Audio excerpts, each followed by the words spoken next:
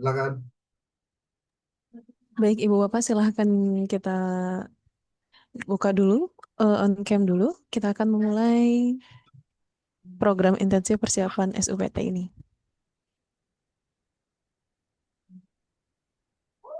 Baik, Assalamualaikum warahmatullahi wabarakatuh. Waalaikumsalam warahmatullahi wabarakatuh. Alhamdulillahirrabbilalamin, wa bihi nasta'inu ala umuri dunya waddin, wassalatu wassalamu ala asrafil anbiya'i wal mursalin, Sayyidina Muhammadin wa ala alihi wa sahbihi ajmain amma ba'du. Yang kami hormati, pemateri, Bapak Dr. Haji Mulyawan S. Nugraha MAM GMPD, dan yang kami hormati mahasiswa dan mahasiswi PAI Pasca Sarjana Institut Kyai Haji Ahmad Sanusi Sukabumi yang malam ini sudah nampak hadir. Baik,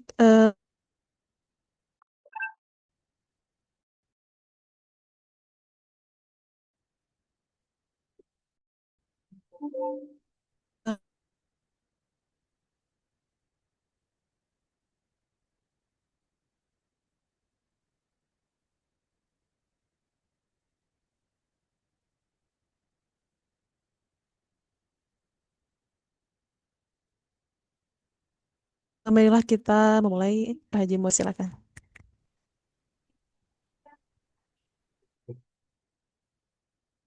Hmm. Ibu Bapak sebelumnya boleh silahkan di-on-kan kameranya ya.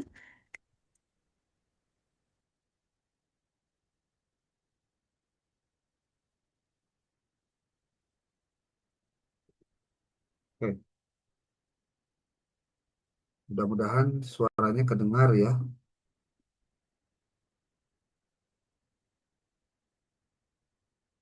Terdengar Bapak. Sejauh ini Oh, jelas Pak. ini kayaknya eh, internet saya cenah teu stabil katanya barusan. Ya, apalah. Memang kalau teknologi ya gini. Oke, Assalamualaikum warahmatullahi wabarakatuh. Bismillahirrahmanirrahim. Waalaikumsalam. Alhamdulillahirrahmanirrahim. Wa bihi nasta'inu ala umuri dunya waddin. Wassalatu wassalamu ala asyrafil anbiya wal mursalin Sayyidina Muhammadin wa ala alihi wa sahbihi ajma'in. Rabbi shrah li sadri wa yassir li amri wa hlul 'uqdatam min lisani yafqahu qawli. Ba'du.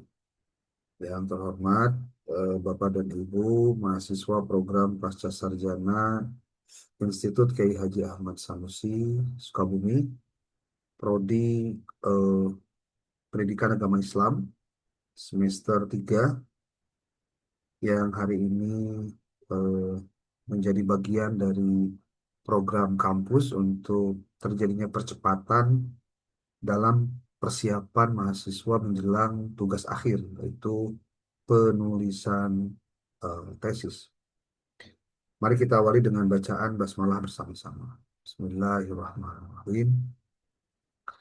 Eh, saya hari ini diminta oleh Bu Ketua Prodi untuk menyampaikan 5 hal. Pertama, perumusan judul. Yang kedua, latar belakang masalah. Yang ketiga, identifikasi masalah. Kemudian pembatasan masalah, rumusan masalah, tujuan dan manfaat penelitian. Nah, ini hal yang urgent dalam sebuah eh, proposal tesis. Jadi saya ingin remind semuanya. Jadi yang disebut dengan penelitian dalam konteks penulisan tesis harus dimulai dari penyusunan proposal. Proposal itu istilahnya, istilah lainnya adalah pengajuan, propose, ya, pengajuan. Apa yang diajukan? Yang diajukan adalah rencana penelitian yang akan Anda jadikan sebagai bahan lanjutan untuk penelitian tesis. Yang perlu diingat bahwa yang namanya proposal itu bukan nu penting mah asal aya we. Itu tolong kalimat itu dihindari. Jadi kalau bahasanya dang kege sok diorat-oret, dang kege sok dicoret-coret, kege sok direvisi, kege sok dibantai, dan lain-lain, Nah, kalimat-kalimat itu tolong jangan menjadi mindset Anda ketika akan menyelesaikan tesis ini. Justru pada saat Anda menyusun proposal lah sebenarnya Anda mempersiapkan diri menghadapi rencana penelitian Anda sendiri. Nah, perlu saya sampaikan bahwa banyak mahasiswa terjebak ketika bicara tentang eh, proposal yang digeluti, yang dibahas, yang didiskusikan itu adalah persoalan judulnya naon. Ya. Kenapa? Karena menganggap bahwa proposal itu pengajuan judul. Nah, saya kasih tahu, tahapan sebelum masuk ke proposal itu memang Anda pengajuan judul, tapi judul yang Anda harus buat adalah judul yang sudah berdasarkan pada apa yang dilakukan oleh Anda sebelum judul itu ada. Dalam riset namanya adalah studi pendahuluan. Studi pendahuluan itu bukan penelitian. Studi pendahuluan itu adalah penjajagan si calon peneliti, dalam ini adalah siswa, untuk dia mengeksplorasi terlebih dahulu berdasarkan tiga cara. Satu, melakukan observasi. Kedua, melakukan wawancara. Yang ketiganya, melakukan studi dokumentasi. Nah, tentu dalam hal ini kita akan menghadapi tantangan. Ya, di antara tantangannya itu adalah bahwa Anda akan dihadapkan pada kesulitan-kesulitan teknis. Seperti bagaimana itu studi pendahuluan dilakukan. Terus, kalau saya tidak melakukan studi pendahuluan, bisa nggak saya mengajukan judul dan membuat proposal tesis? Terus, kalau nanti pada saat studi pendahuluan ternyata apa yang saya rencanakan tidak ada, gimana? Itu juga jadi pertanyaan-pertanyaan yang menjadi sesuatu yang perlu untuk dipecahkan oleh mahasiswa. Nah, maka di tahap ini saya ingin Anda semua jangan terjebak dulu dengan pemahaman dan pola pikir yang fixed mindset. Artinya pola pikir yang Anda itu nggak bisa berubah gitu. Jadi jangan sampai dalam pikiran Anda memandang bahwa kegiatan pembuatan proposal ini hanya sebatas gugur kewajiban hungkul. Ingat ya, yang akan melakukan penelitian adalah Anda. Berarti penguji itu sebetulnya hanya ingin mengetahui sejauh mana Anda menguasai bahan yang akan Anda sampaikan. Pertama. Kedua, untuk mendeteksi apakah Anda memiliki kesiapan secara mental untuk melakukan riset. Apakah didukung dengan teori-teori dulu? Apakah Anda membaca dulu masalahnya? Apakah Anda melakukan studi literatur yang benar sebelum masuk pada judul itu? Yang terjadi hampir kebanyakan kasusnya adalah cocokologi atau tebak-tebak buah manggis. Maksudnya gimana? Bikin judul, tapi tidak berdasarkan pada riset awal, tidak berdasarkan pada penelitian, pada studi pendahuluan. Tidak dilakukan dulu penjajagan di lokasi penelitian. Nah, saya ingin membahas dulu ini satu persatu. Pertama, walaupun diperbolehkan seorang mahasiswa melakukan riset terkait dengan library atau kepustakaan, kalau boleh saya usul, kalau boleh saya minta pada Anda, mungkin untuk sementara waktu ini, hindari dulu penulisan skripsi yang berisi tentang library research. Ada alasan. Pertama, dalam library research itu, Anda tidak banyak melakukan kecuali ada duduk, mendownload artikel-artikel atau penelitian-penelitian yang sudah ada, lalu Anda melakukan analisis. Di situ Anda mendapatkan data sekunder. Apa data sekunder? Data sekunder adalah data yang didapatkan oleh si peneliti bukan dari yang dilakukan oleh si peneliti. Tapi datanya sudah ada dan datanya hasil orang lain. Makanya disebutnya data sekunder. Nah, saya mengusulkan atau saya mengajak pada Anda semua, penelitiannya sekarang mending penelitian untuk mendapatkan data primer. Apa itu data primer? Data primer adalah data yang langsung didapatkan oleh si peneliti saat dia melakukan riset. Seperti kalau Anda kuantitatif menggunakan angket atau melakukan tes, maka tes dan angket yang dilakukan oleh si peneliti, hasilnya didapatkan langsung oleh si peneliti. Nah, seperti contoh lain, wawancara. Anda mendapatkan hasil penelitian melalui wawancara, maka Anda mendapatkan data primer. Kenapa? Karena wawancara dilakukan langsung oleh si peneliti dan datanya langsung didapatkan oleh si peneliti. Atau Anda melakukan observasi. Observasi itu berarti Anda datang ke sebuah tempat, lalu Anda melakukan observasi, pengamatan. Apa yang Anda amati, Anda tulis. Maka, apa yang Anda dapatkan dari hasil pengamatan itu, berarti Anda sudah mendapatkan data primer. Kenapa data primer? Karena Anda sendiri sebagai peneliti mendapatkannya secara langsung. Termasuk studi dokumentasi. Jika Anda datang ke lokasi penelitian, contoh ke sebuah SMA, contohnya, untuk mendapatkan data tentang profil guru PAI, Anda bisa mendapatkan dokumen seperti hasil penilaian kinerja guru PAI oleh kepala sekolah. Ketika datanya Anda dapatkan, maka di saat yang sama, Anda mendapatkan data yang primer langsung dari si kepala sekolah. Jadi yang dimaksud dengan studi dokumen yang dimaksud untuk data primer itu adalah data yang langsung didapatkan oleh si peneliti di lokasi penelitian. Oleh sebab itu, hal ini yang perlu dipahami terlebih dahulu. Jangan sampai kejadiannya jadi terbalik. Itu baru dua ya alasannya. Alasan ketiga, kenapa diminta untuk melakukan penelitian yang mendapatkan data langsung? Karena ketika menggunakan data sekunder, ada beberapa hal yang biasanya menjadi kendala dalam ketika mahasiswa melakukan riset literatur atau studi pustaka. Pertama, problemnya adalah keterbatasan mendapatkan buku primer atau sumber yang primer. Atau yang kedua, keterbatasan kemampuan mahasiswa dalam memahami sebuah buku yang bahasanya bukan bahasa Indonesia. Contoh bahasa Arab.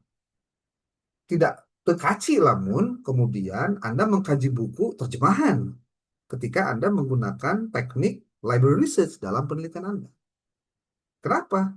Karena kalau Anda mendapatkan terjemahan, berarti itu bukan lagi hasil Anda melakukan telaah dan analisis, tapi hanya mengamati apa yang sudah didapatkan dari hasil orang lain ketika menerjemahkan buku tersebut. Itu kan jadi repot. Oke, nah itulah kemudian saya ingin Anda memulai ketika menyusun judul itu dengan berbagai teknik, salah satunya yang melakukan studi pendahuluan.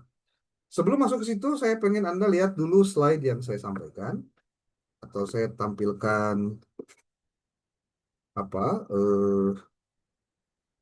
share screen, ya, share screen. Don't blink. Apa don't blink? Tong ngicup, mengicup ke keliwat. Ya. Sudah muncul belum?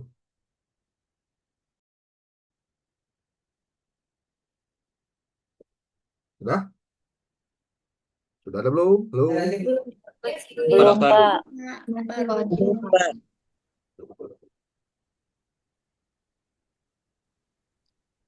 Sudah ada? Sudah. Sudah ya? Oke. Bagaimana cara kita menggali masalah penelitian PAI? Sudah. Ya. Bagaimana cara kita menggali penelitian masalah dalam PAI? Ingat ya, PAI itu pendidikan agama Islam.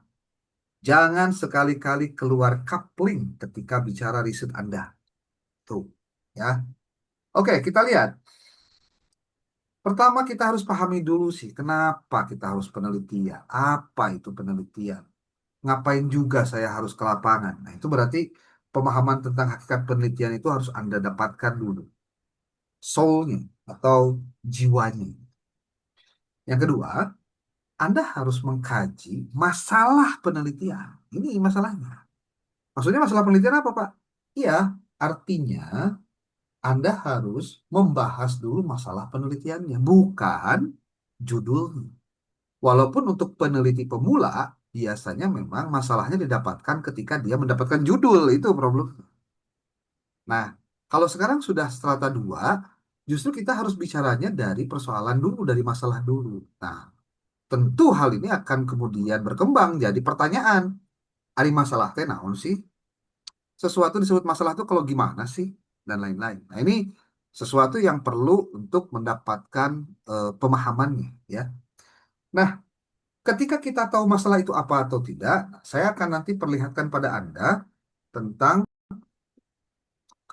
eh, sebuah buku yang Anda bisa download di internet.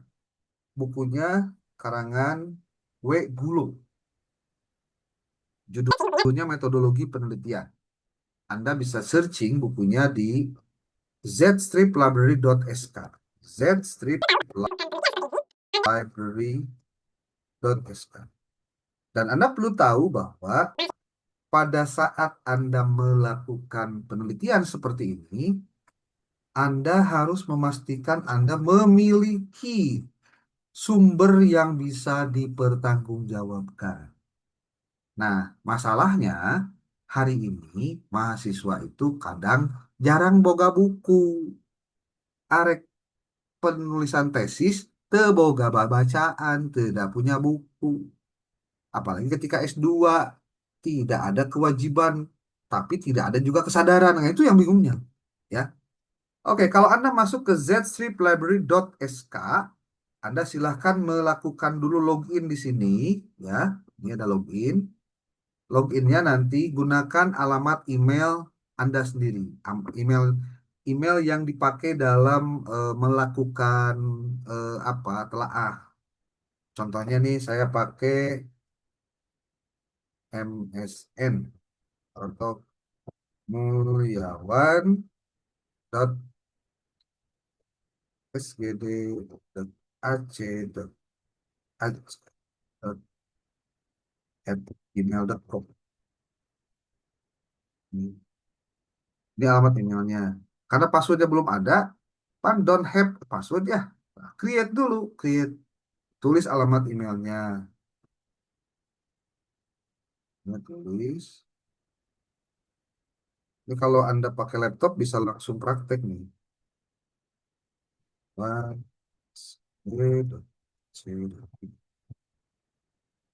Maksudnya apa ya?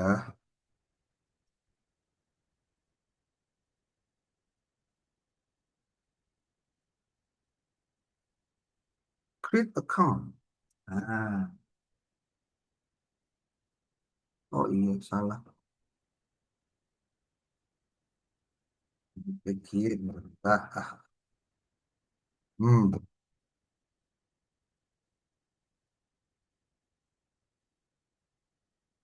oke. Nah, saya berarti harus masuk ke email itu karena nanti notifikasinya ada di email tadi.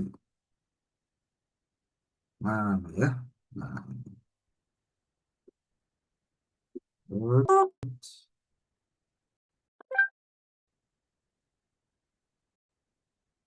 biasanya nanti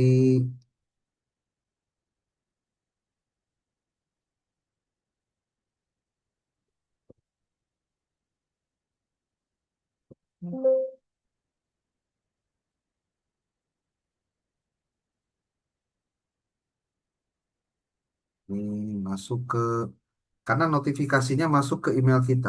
Jadi nanti ada angka-angka yang harus dimasukkan. Ini karena remote jadi ada lama.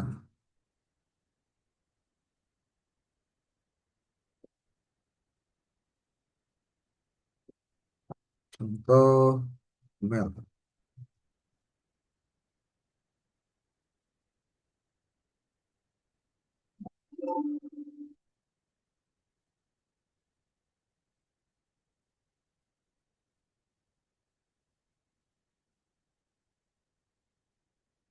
Kalau Anda yang pakai laptop bisa langsung dipraktekkan nih cara untuk membuat akun di zstriplibrary.sk.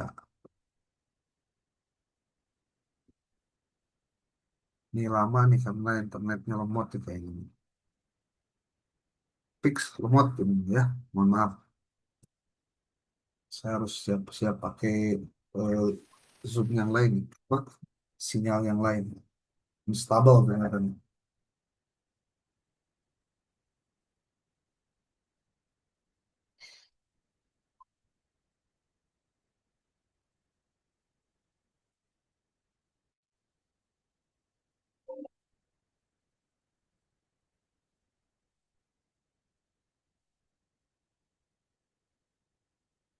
9141 masih bisa nggak ya? 9141. Oke, oke udah masuk nih. Kalau udah masuk begini, berarti Anda punya kesempatan download buku atau apapun di sini 10 kali, 10 downloadan.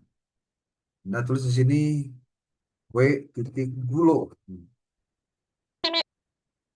Coba setelah mencari pakai daftar nama judulnya, itu banyak banget masalah yang sama. Nih, ada buku ini nih, metodologi penelitian. Anda download ya, trak download. Enggak 1 mega kok, kecil. Nanti dapat buku ini. Nih, ya, mana tadi? Buku ini nih. Nah, buku ini, tuh, ya. Nah, Anda bisa gunakan pencarian dengan yang lain. Contoh Anda pengen buku metodologi penelitian, Pak. Saya pengen baca buku metodologi penelitian. Oke, secara umum boleh. Kalau gimana juga bisa. Bisa berdasarkan ISBN, judul, ataupun juga berdasarkan nama pengarang. Nih buku-bukunya. Banyak banget. Gratis. Ya, gratis. Biasanya kan mahasiswa kalau dikasih gratis mau ya. Hmm. Nih, apalagi buku apa? Psikologi pendidikan. Karena Anda mau mengkaji tentang motivasi dan lain-lainnya. Nih, cak. Psikologi pendidikan. Ini yang berbahasa Indonesia. Pak, kalau saya nyari bahasa Inggris bisa tuh gampang, tergantung Anda bisa bahasa Inggris atau tuh. Nah, tuhnya bahasa Inggrisnya bisa nanya ChatGPT. Nah, gitu ya. Oke, tuh, ini buku-buku. Jadi nanti kalau Anda pada saat menyusun tesis, ulah sampai Kak ke boga referensi yang bisa dipertanggungjawabkan. Salah satunya adalah memiliki sumbernya, baik buku fisik ataupun buku yang PDF. Oke, di dalam buku Wegulo disebutkan bahwa apa sih yang dimaksud dengan masalah? Dia nyebutin ada di dalam konseptualisasi masalah penelitian, dia menyebut bahwa yang namanya masalah sesuatu yang tidak sama dengan apa yang diinginkan. Artinya, realitas tidak sama dengan yang dimaui. Masalah itu selalu bermula dari pertanyaan. Dan ketika bicara tentang bagaimana masalah itu harusnya dibuat, Anda lihat ini. Logika kemudian menggunakan kenapa masalah disebut masalah. Ada yang disebut dengan ini nih. Ada teori, ada gejala empiris, kemudian ketika gejala empirisnya dibahas atau direkomendasi atau dikonfirmasi dengan teori, ternyata tidak sesuai atau ada perbedaan, maka itu bisa menjadi isu. Dan isu inilah yang kemudian diangkat jadi masalah. Contoh, contoh, yang namanya siswa belajar pendidikan agama Islam itu kan harusnya punya semangat yang tinggi, punya motivasi yang bagus, punya harapan belajar PAI itu dia bisa memahami tentang agama dia. Itu kan? Ternyata kasusnya di sebuah sekolah terlihat ini gejalanya kok siswanya itu belajarnya males-malesan. Dari mana kelihatan malas-malesan? Pada saat saya studi pendahuluan, saya melihat banyak siswa yang terlambat masuk ke sekolah. Kemudian yang kedua, pada saat saya observasi ke kelas, ternyata ketika guru nanya mana pekerjaan rumahnya dikerjakan atau tidak, ternyata tidak dikerjakan. Nah, itu juga kan bagian dari kenapa dia punya motivasi yang rendah dalam belajar PAI. Sementara akan tergambarkan oleh si peneliti kalau si siswa di sekolah tersebut tidak mempelajari dan tidak memahami PAI, maka yang terjadi nanti dia akan hidup tanpa pegangan agama yang benar. Karena ini penting dan sangat krusial, maka harus dicari tahu apa penyebabnya. Apa yang melatar belakangi mereka itu sampai belajar PAI itu males-malesan. Nah, itu sebetulnya gambaran bercerita tentang studi pendahuluan yang kalimat-kalimatnya itu mengangkat tema-tema yang ada gejala empirisnya. Gejala empiris itu tidak akan jadi masalah kalau Anda tidak berpegang pada teori tertentu. Yang kadang teori itu didapatkan justru ketika Anda banyak membaca tentang contoh regulasi, aturan-aturan, atau Anda membaca buku tentang konsep-konsep pendidikan, konsep-konsep pembelajaran, atau konsep-konsep apapun. Jadi artinya gejala empiris ini berpengaruh dimaknai ini masalah atau bukan, itu tergantung dari pemahaman si peneliti sendiri terhadap gejala itu. Maka dia harus bersandar pada teori pendapat yang dikemukakan oleh ahli.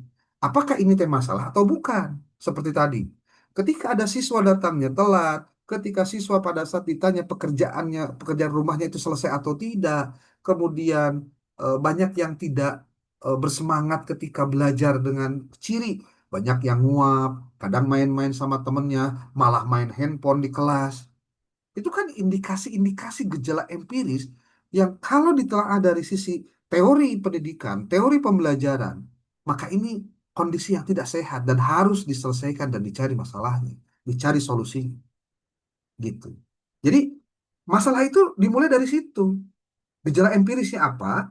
Tapi gejala empiris itu tidak akan menjadi masalah manakala Anda tidak mendekatkannya dengan teori, mendekatkannya dengan pendapat yang itu bisa membedah apakah si gejala empiris ini masalah atau bukan. Contoh lain. Di pembelajaran di sekolah, di satu sekolah, ini kok hasil belajarnya hampir setengah dari murid-murid itu nilainya itu di bawah KKM, di bawah kriteria ketuntasan minimal. Contoh, KKM-nya T75. Ternyata sekelas 30 itu ada 20 orang nilainya di bawah 75. Nah, itu kan gejala empiris. Kalau kemudian Anda mau lanjutkan berdasarkan teori apa? Ya pastilah. Berdasarkan teori evaluasi pembelajaran, jika memang didapatkan lebih dari setengahnya mendapatkan nilai di bawah standar atau nilai di bawah yang ditetapkan oleh si guru PAI, maka berarti ada masalah dalam pembelajaran. Apakah masalahnya itu terletak pada cara mengajar guru? Apakah masalahnya terletak dari komunikasi guru saat mengajar? Ataukah eh, persoalannya ada di siswa, yaitu intelijensi siswa? Ataukah dari minat belajar siswa? Ataukah dari kesiapan belajar mereka?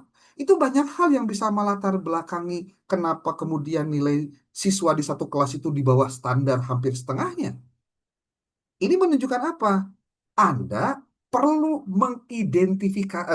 Anda perlu untuk menginvestigasinya. Ini teh, kenapa begini? Langsung ke lapangan.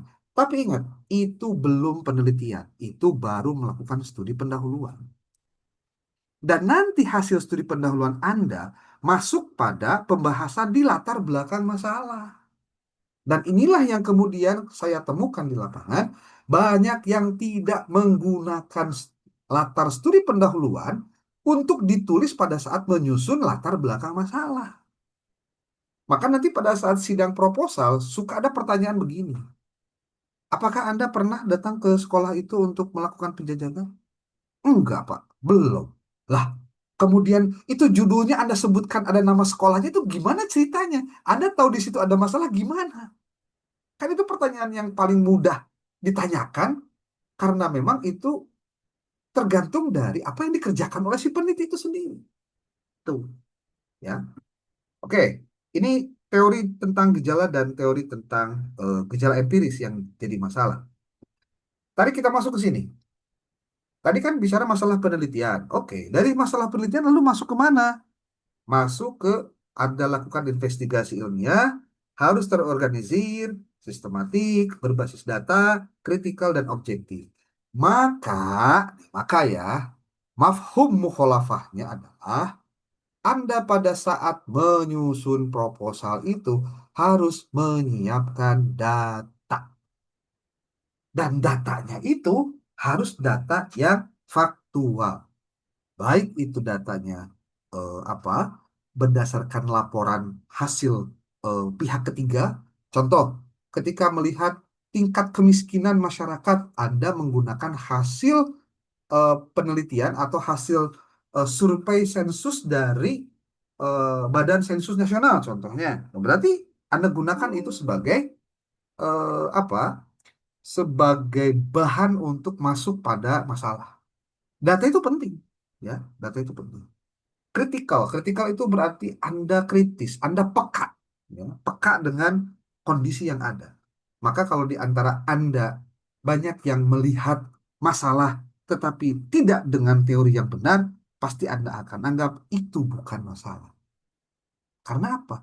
Tidak terlalu banyak pengetahuan kita tentang hal tersebut. Makanya hati-hati. Belajar penelitian, Anda mau nulis tesis, ya Anda harus banyak baca kalau gitu maksudnya. Ya. Dari semua itu lalu didapatkanlah jawaban atau solusi. Sekarang mau kita masuk pada tahapan-tahapan gampang tentang melakukan penulisan latar belakang masalah. Ini baru saya bilang teori-teorinya dulu ya. Nanti akan saya coba untuk mendeteksinya dengan cara-cara yang lain. Latar belakang masalah itu kudu aya non wae sih. Nah, ini ada fenomena tentang PAI, lalu ada research gap. Research gap itu apa sih? Nah, ini saya sering berulang-ulang sekali, saya ulang lagi tentang gap-gap ini.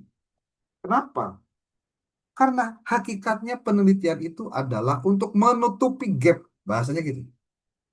Sementara agar tidak terjadi tumpang tindih gap orang lain sudah menelaah itu, maka yang harus dilakukan adalah Anda mencari gap penelitiannya. Tuh.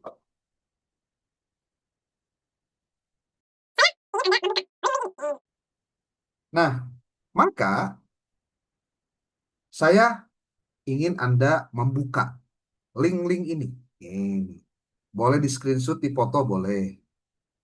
Beberapa link YouTube untuk menemukan ide dan novelty penelitian dengan menggunakan berbagai tools. Pertama, tools Open Knowledge Maps. Nah, ini nih. Sudah ada yang pernah pakai belum? Kalau belum, yuk belajar dari sekarang. Yang kedua, menggunakan Connecting Papers. Nah, ini juga AI untuk Anda bisa mendapatkan novelty juga. Ya. Kemudian untuk menemukan gap ada tipsnya. Nih saya kasih tahu bagaimana mendapatkan tips gap. Ini ada di YouTube punya orang lain, bukan punya saya. Kalau mau dibuka boleh, kita buka dulu ya. Nih. Temukan ide dan novelty penelitian. Ini tergantung dari cara Anda untuk bagaimana menggunakan teknologi dalam pembelajaran dan dalam penelitian. Nih, ini mbak-mbaknya cantik ya, nah, karena perempuan. Kalau laki-laki ganteng, ya. Nih. Ini 8 menit 30 menit. Lumayan lah sambil santai gitu ya, nonton video. Tapi ingat kalau nonton video YouTube harus dicatat supaya itu poho. Nih lama nih bukannya ya. Coba saya mau masuk ke link saya sendiri. Kan? Mudah-mudahan tidak lama.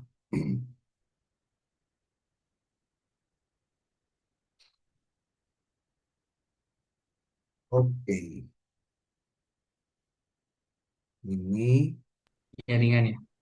ini masih jaringan.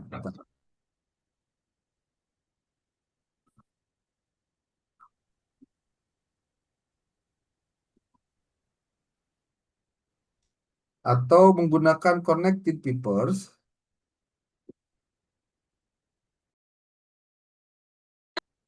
kita lihat ini nih.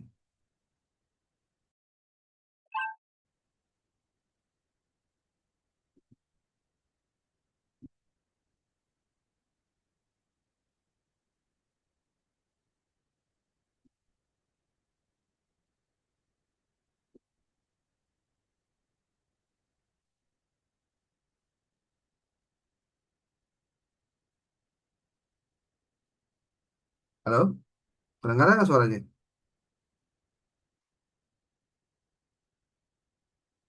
Halo?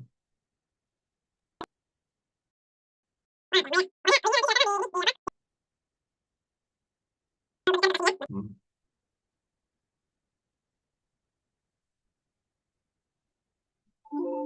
Barusan delay Pak Ada Dokter. Pak.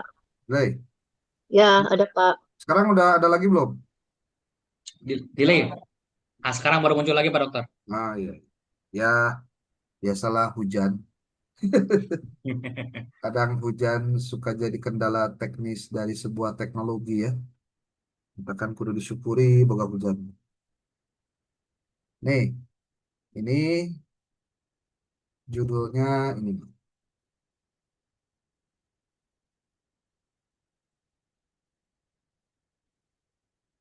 Wah, lama ya. Pokoknya linknya nanti silakanlah di ini di apa? Di screenshot lah, dipoto atau nanti saya bagikan kertas ini ya buat Anda.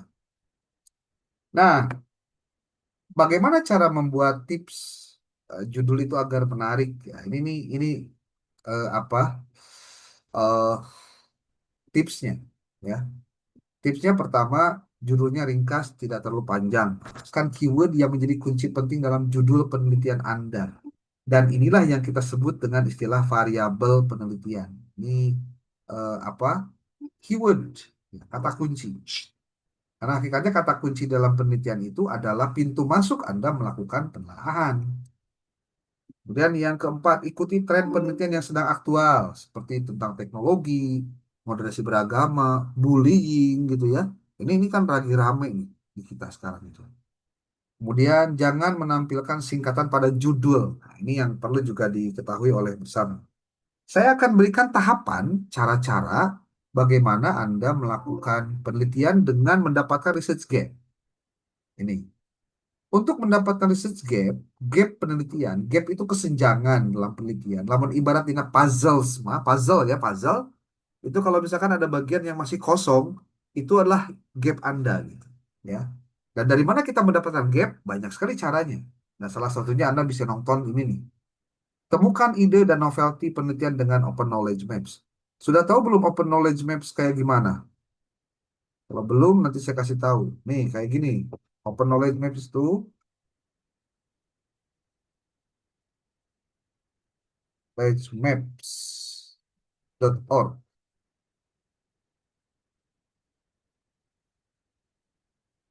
Ini kenapa ini? Kadang nggak bisa dibuka. Open Knowledge Map.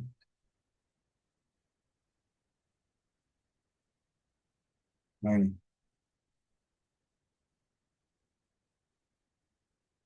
Open Knowledge Maps. Kalau nggak salah .org ya. .org. Nih tampilannya kayak gini. Wah, loading nih hujan. Parah emang hujan. Lumayan-lumayan. eh Kalau tidak, Anda gunakan lagi password yang lain yaitu Connected Reverse.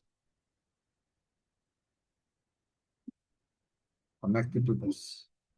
Ini mohon maaf ya, bukan keinginan saya juga kalau eh, internetnya lemot. Saya pengennya kencang ya. Mau ada ya tuh. Udah lah. Nanti tinggal dibuka dulu aja. Nah, bagaimana untuk mendapatkan research gap dalam topik pendidikan agama Islam? Anda dapat mengikuti langkah-langkah berikut. Ini langkah-langkahnya nih. Pertama, membaca literatur yang sudah ada. Nih, literatur yang sudah ada. Saya ulangi. Literatur yang sudah ada itu gimana sih caranya? Nih, mulailah dengan membaca jurnal. Maksudnya membaca artikel jurnal. Kemudian baca juga tesis, baca juga skripsi, baca juga disertasi, dan buku terkait pendidikan agama Islam. Kenapa? Karena Anda prodinya PAI. Perhatikan semua temuan utama dan arah dari penelitian-penelitian sebelumnya. Nah, saya mau jadikan ini sebagai prompt. Nah, ini ya, jadi prompt. Prompt untuk apa? Ngobrol dengan AI. Gitu. Oke, lanjut yang kedua dulu.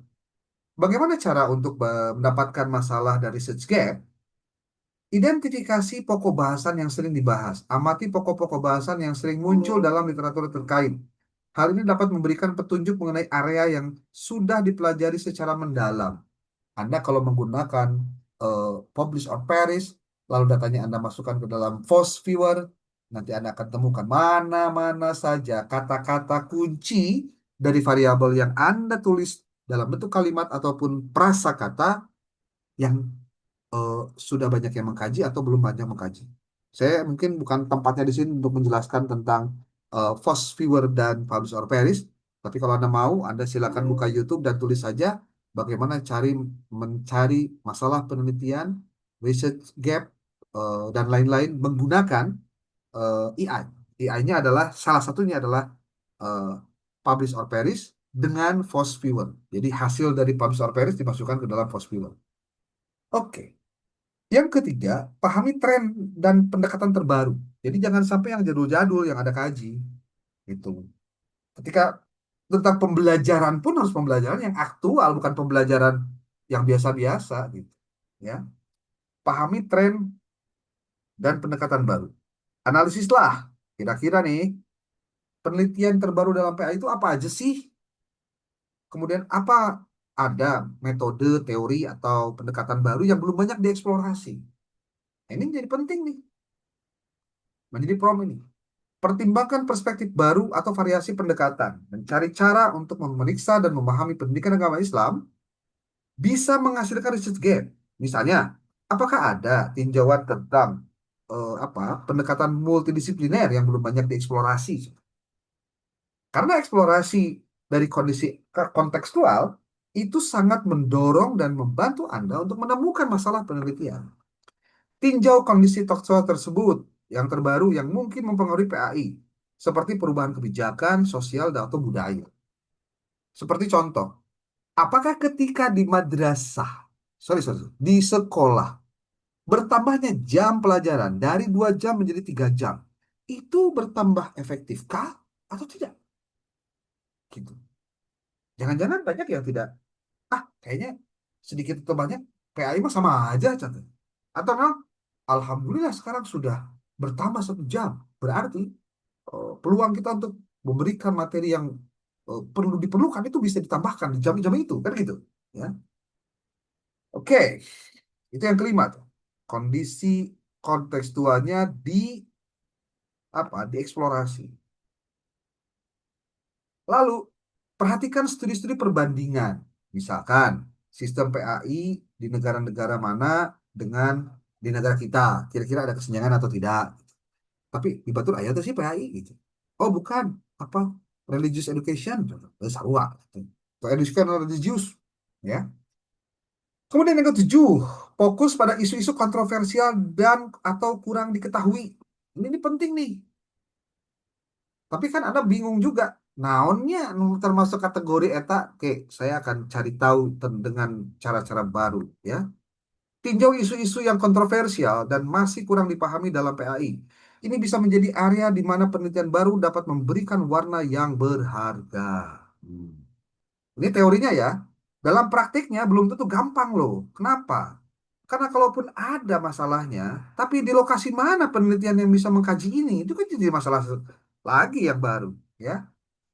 Kemudian tahap berikutnya kalau misalkan Anda masih kena bingung, nyaku sebab tadi gawean tadi kayaknya, ya udahlah, diskusi dengan pakar atau sesama peneliti. Ya kalau Anda tanyalah ke dosen pembimbing, tanyalah Anda kepada dosen medlit tentang apa rencana judul Anda kira-kira ke depan yang kira-kira masih in dan bisa lanjut untuk tahap berikutnya. Lalu yang ke-9, perhatikan perubahan sosial dan teknologi. Ini juga penting nih.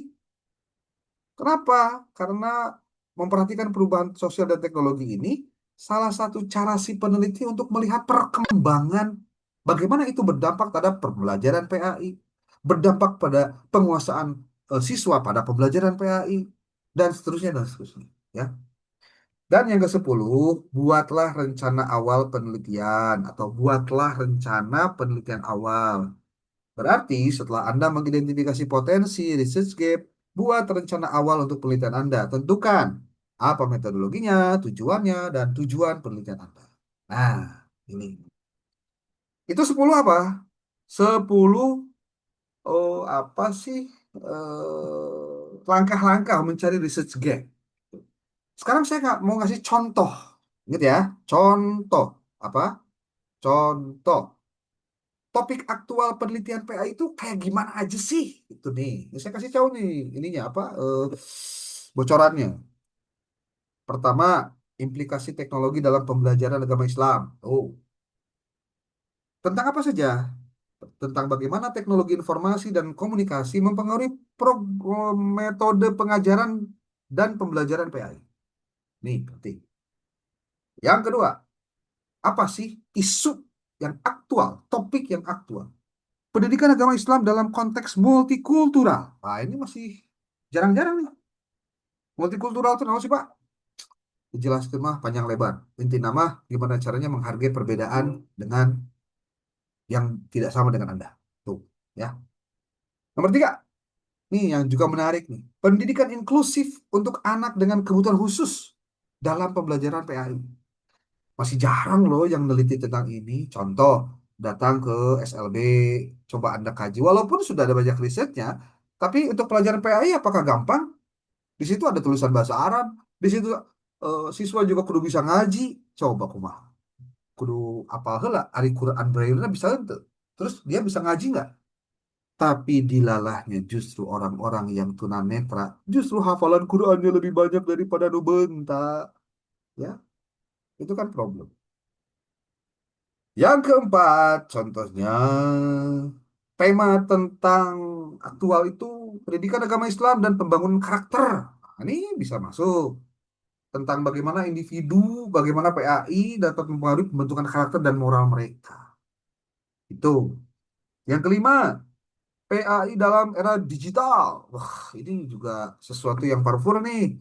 Bagaimana internet dan media sosial mempengaruhi cara pendidikan agama Islam disampaikan dan diterima.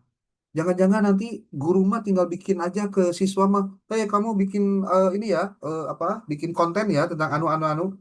Nanti kamu bikin hashtagnya ini, biar viral gitu. Daripada sekarang yang diviralin adalah berkelahinya anak perempuan penjenggut-jenggut, kan ngerakut, ya. Yang keenam, evaluasi kurikulum pendidikan agama Islam. Tuh. Bagaimana efektivitas kurikulum saat ini dalam mencapai tujuan pendidikan agama Islam? Apalagi kalau misalkan bicara tentang deep learning. Wah, sekarang lagi rame nih. Karena menterinya kan. Ya, sebetulnya deep learning itu cocok nggak sih buat pembelajaran PAI? Terus gimana sih caranya biar meningkatkan motivasi belajar mereka dalam pembelajaran PAI dengan menggunakan deep learning? Contoh nih, gitu. Apalagi peran orang tua dalam pendidikan anak, apa? Peran orang tua dalam pendidikan agama Islam untuk anak-anak. Apa yang bisa dimaksud di situ? Bagaimana orang tua itu dapat berperan aktif dalam membimbing pendidikan agama Islam bagi anak-anak mereka. Tentang apa lagi? Yang kedelapan, pengaruh pendidikan agama Islam terhadap nilai-nilai sosial dan kepedulian sosial. Ini tentang apa? Bagaimana pendidikan agama Islam memengaruhi partisipasi dalam kegiatan sosial dan manusia. Yang kesembilan, pendidikan agama Islam dan pemahaman terhadap pluralisme agama. Kalau bahasa kita tuh ada istilah nanti ada moderasi beragama kan gitu ya. Kemudian yang ke-10, pendidikan agama Islam dan pengembangan keterampilan hidup atau life skills. Tema yang bisa dimaksud adalah contoh bagaimana pendidikan agama Islam dapat membantu dalam mengembangkan keterampilan penting untuk kehidupan sehari-hari. Itu yang ke-10. Ada yang ke-11 nih. Baca sendiri ya. Oh, yang 12. Gender, edukasi gender dalam konteks pendidikan Islam. Tuh, ini bisa jadi telaah kita. Termasuk contoh tentang konsep ramah anak di madrasah atau di sekolah. Adakah di situ nilai-nilai PAI yang kemudian bisa dikembangkan dan bisa diinsersikan dalam kegiatan itu? Gitu loh. Oke, saya kasih contoh lain. Ini lebih ekstrim lagi tentang bullying. Nah, kalau misalkan Anda pengen, saya ingin penelitian tentang bullying untuk tesis saya tentang pendidikan agama Islam. Kira-kira judulnya apa aja yang kuantitatif atau kualitatif ya? Contohnya gitu. Itu bisa ditanyakan begitu. Ya. Oke, sebelum lanjut deh di si Tararundu jeung Sarare, saya mau nanya dulu nih buat Anda semua. Kira-kira ada yang mau disampaikan atau tidak? Boleh, silakan. Saya mau dengar Anda ngomong. Sok, Kang Kohar di eh, atau di papai hiji-hiji. Apa yang terpikir dalam otak mereka tentang rencana penelitian judulnya. Gitu. Sok, Muah. Silakan, boleh Kang Syarif, Ilham, Bunda Eli, Tesida, boleh mengawali pertanyaan terkait dengan apa yang disampaikan Pak Dokter barusan. Bolehlah sedikit. Oke, siap Bunda Eli. Terima kasih. Mungkin eh, yang saya akan mungkin seperti konsul ya Pak. Saya mengamati bahwa apa? Jadi intinya saya mau mengambil optimalisasi Pak peran guru PAI seperti itu Pak. Apakah kata optimalisasi di sini? Hmm, mungkin cocok nggak sih gitu dalam apa menangkal dampak negatif media digital terhadap eh, karakteristik religius siswa mungkin Hmm. itu Pak. Eh, Oke. jadi intinya mungkin anak sekarang itu dari usia dini sudah akrab dengan berbagai bentuk media digital mungkin seperti Hmm. itu ya di ponsel, tablet, laptop, dan lain sebagainya. Hmm. Jadi berangkat dari situ, eh, saya mau ngambil judul seperti itu. Apakah mungkin cocok Pak di SD atau gimana ini Oke. Pak? Bu, mending tulisannya, mending yang diomongin barusan ditulis. Coba ditulis. Di chat aja Nah, ditulis ya, di chat, di chat. bolehlah. Ya. Ya, boleh. Oke. Teman-teman yang lain tolong apa yang ada di pikiran Anda tentang masalahnya apa, rencana judulnya apa. Coba saya pengen tahu. Tulis di chat. Biar nanti saya bacakan satu-satu. Siap, Saya kasih Pak waktu, Dok. Ya, ini kan baru rencana ya ya Pak. Kita rencana. Minimal kan di otak Anda pasti ada keinginan kan? Nah, keinginan Betul, itu betul. disampaikan. Pak Dokter, Kohar Ya. mau masuk dulu nih Pak Dokter. Karena Enggak. kita base, Bukan begini. Sekarang siap. ditulis dulu, nanti kalau udah nulis baru diomongin. Oke, siap Pak Dokter. Di chat. Oke, di chat. ya maksudnya kan Pak, saya perlu masukan dan lain Bu, sebagainya. Ya, sebelum sebelum masukan, Ibu ngomong masalah dulu aja. Nanti masalahnya, Iya, nanti judulnya atau iya, nah, ini solusinya. saya lagi ngetik Pak. Ya, sok. Ngetik dulu. Saya kasih waktu sekitar 3 menit sampai 5 menit untuk Anda merenung dan nulis. Dina Dina naon? Dina chat. chat, Oke, ya. siap. Oke. Saya off kamera dulu biar Andanya tenang supaya tong katinggaliku saya bisa gebet, ya. Oke. Pak Dokter izin, ini tuh judul atau masalah Pak Dokter? Masalah dengan rencana judulnya. Oke, masalah nanti judulnya. Oke. Siap Pak Dokter. Masalahnya Mungkin Siap. saya apa? rencana judul ya Pak. Gini dulu. Ulah ujuk-ujuk judul kade. Kami judul. Langsung Hmm, dibiasakan. Masalahnya apa? Rencana siap, judulnya apa? Nanti kita siap. perbaiki. Gitu loh. Ya. Oke, Ya. siap Pak Dokter. Di absen ah. Sok ah. Yuk. Siap. Ditunggu 5 menit dari sekarang. Nanti Oh, pukul 20.30 saya on kamera lagi untuk melihat pekerjaan Anda. Ulah sering niron kade.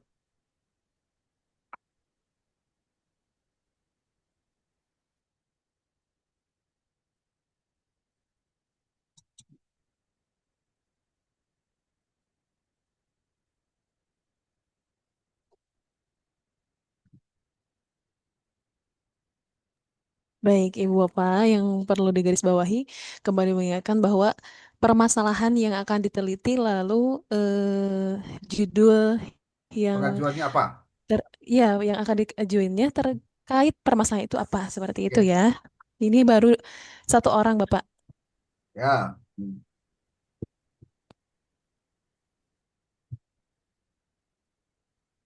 Permasalahan yang ditemukan Masalahnya lalu ya naon, permasalahan yang ditemukan lalu judulnya apa judulnya gitu. yang akan diambil Ya.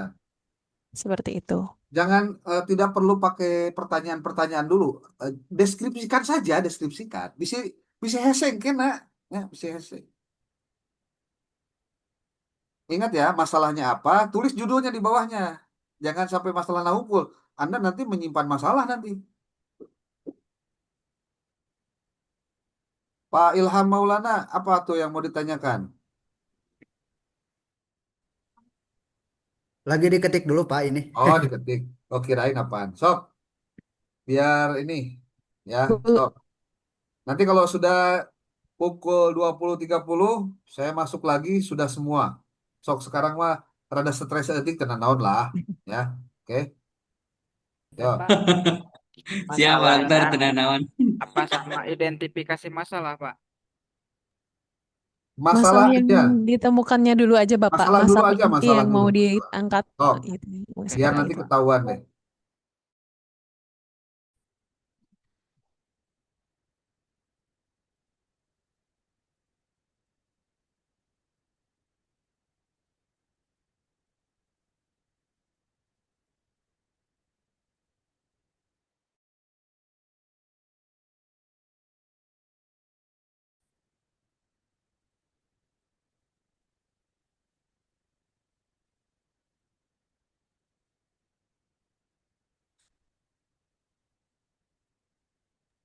Bu Rosidan Wabiatos. Mohon Bapak, mungkin ya beruntut Pak dari atas ke bawah. Ini sudah mengantri juga yang lain. Ini ada dari yang paling atas ada Bu Wiwin. Nah, Bu Wiwin mungkin ini pengaruh media sosial terhadap perilaku siswa MAN 1. Masalahnya pengaruh negatifnya. Untuk judul lengkapnya Bu boleh di ini kan untuk Ibu Sayyidah, rencana penelitian mengenai manfaat. ChatGPT. Iya, masalah ChatGPT. Kalau masalahnya Bu, Masalahnya di situ, pemanfaatan ChatGPT terhadap bagaimana mahasiswa mengkritisi nah bantuan-bantuan ChatGPT yang diberikan. ya, jadi spesifik Bu, kayaknya Bapak tuh maunya spesifik masalahnya A gitu, di bawahnya langsung diambil dari masalah tersebut, judulnya apa gitu. Jadi langsung nanti sama Bapak diuraikan Bu. Oke. Ya,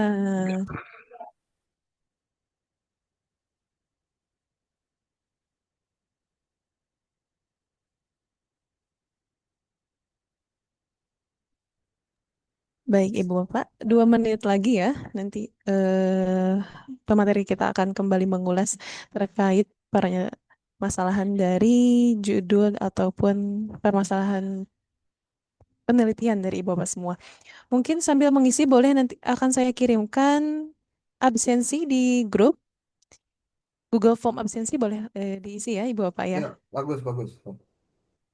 Siap, laksanakan.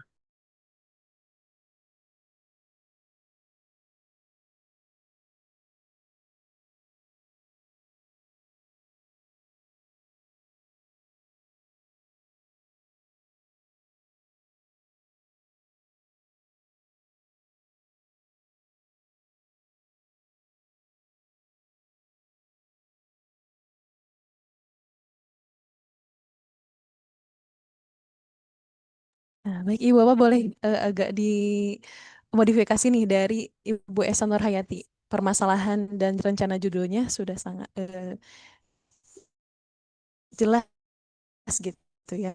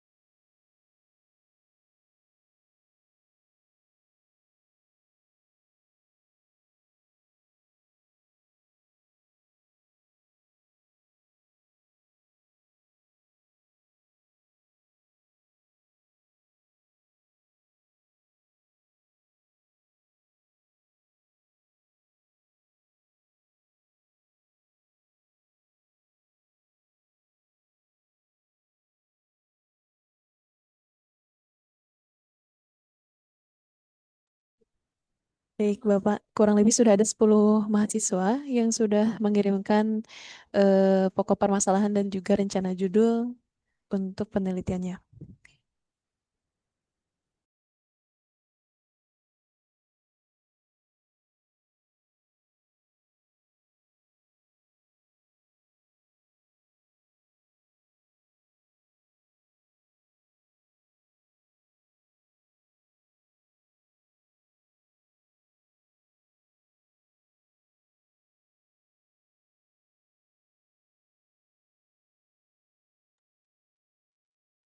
Oke, udah banyak ya.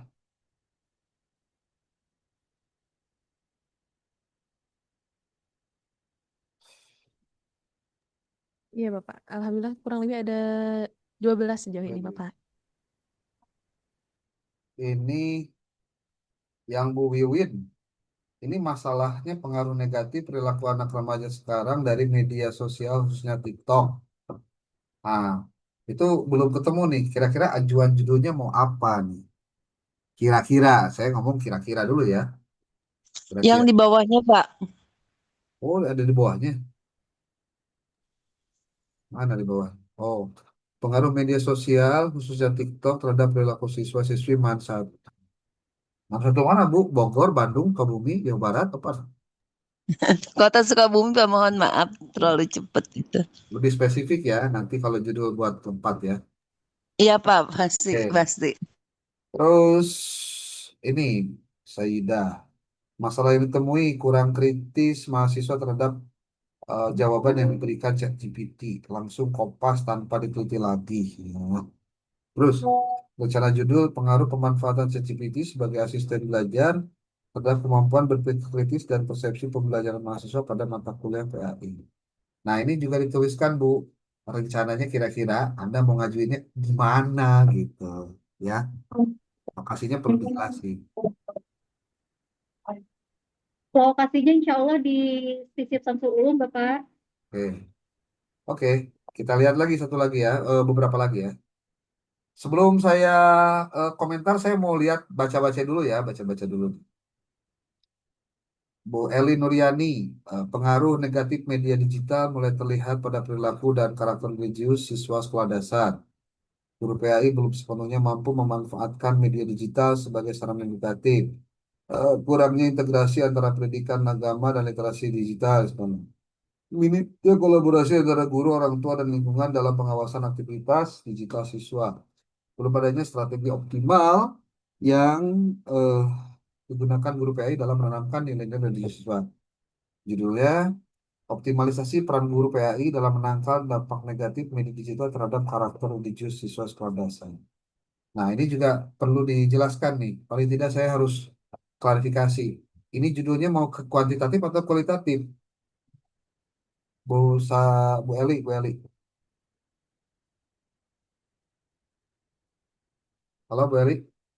Ya, Pak. Anda maunya ke kualitatif atau ke kuantitatif?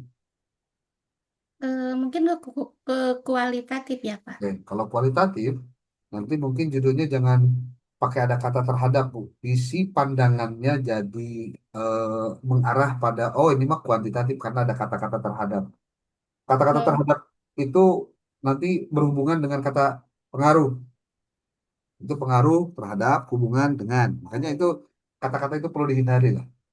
ya. Jadi kita coba, Kalau misalkan kualitatif, Pak, iya itu maksudnya kuantitatif. kalau mau ke kualitatif, penggunaan kata terhadapnya itu mohon bisa diubah Oh dalam ya. rangka meningkatkan apa pada karakter individu siswa, contohnya gitu. Jadi tidak terlihat kesan bahwa itu adalah kuantitatif atau kualitatif. Ya, Jadi terhadapnya ya, Pak, yang. ya, terhadapnya. Kira-kira jadi naon tah? Gampang sebetulnya sih, nggak repot Ya, ya. ya maksudnya kan saya juga Oke, perlu masukan seperti itu. oke. Nanti Terhadap. kita coba bongkar satu-satu ya. Muhammad Ya. Nurdin Hadi Mujibul Fatah. Oke, saya nama saya penelitian saya tentang anti bullying dengan pendekatan andragogi.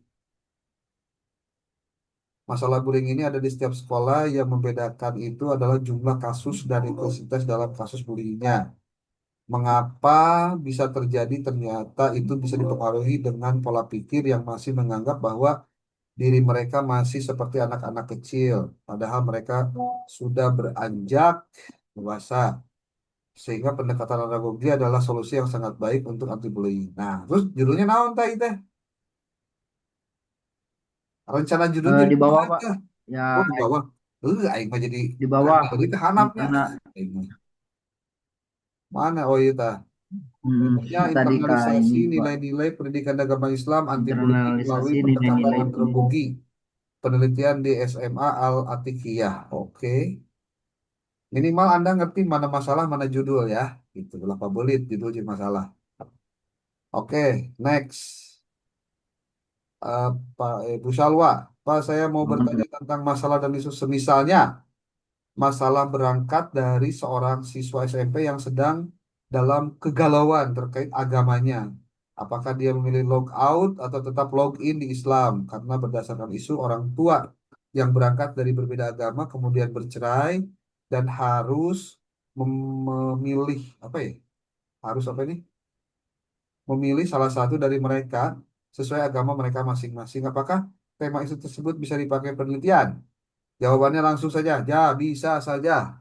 Nggak ada yang nggak bisa, Bu. Kemudian apakah tema isu tersebut memakai teori psikologi pendidikan Islamkah? Bukan teori pendidikan Islam, Bu. Itu pakai teorinya tentang teori konversi agama. Nanti ada.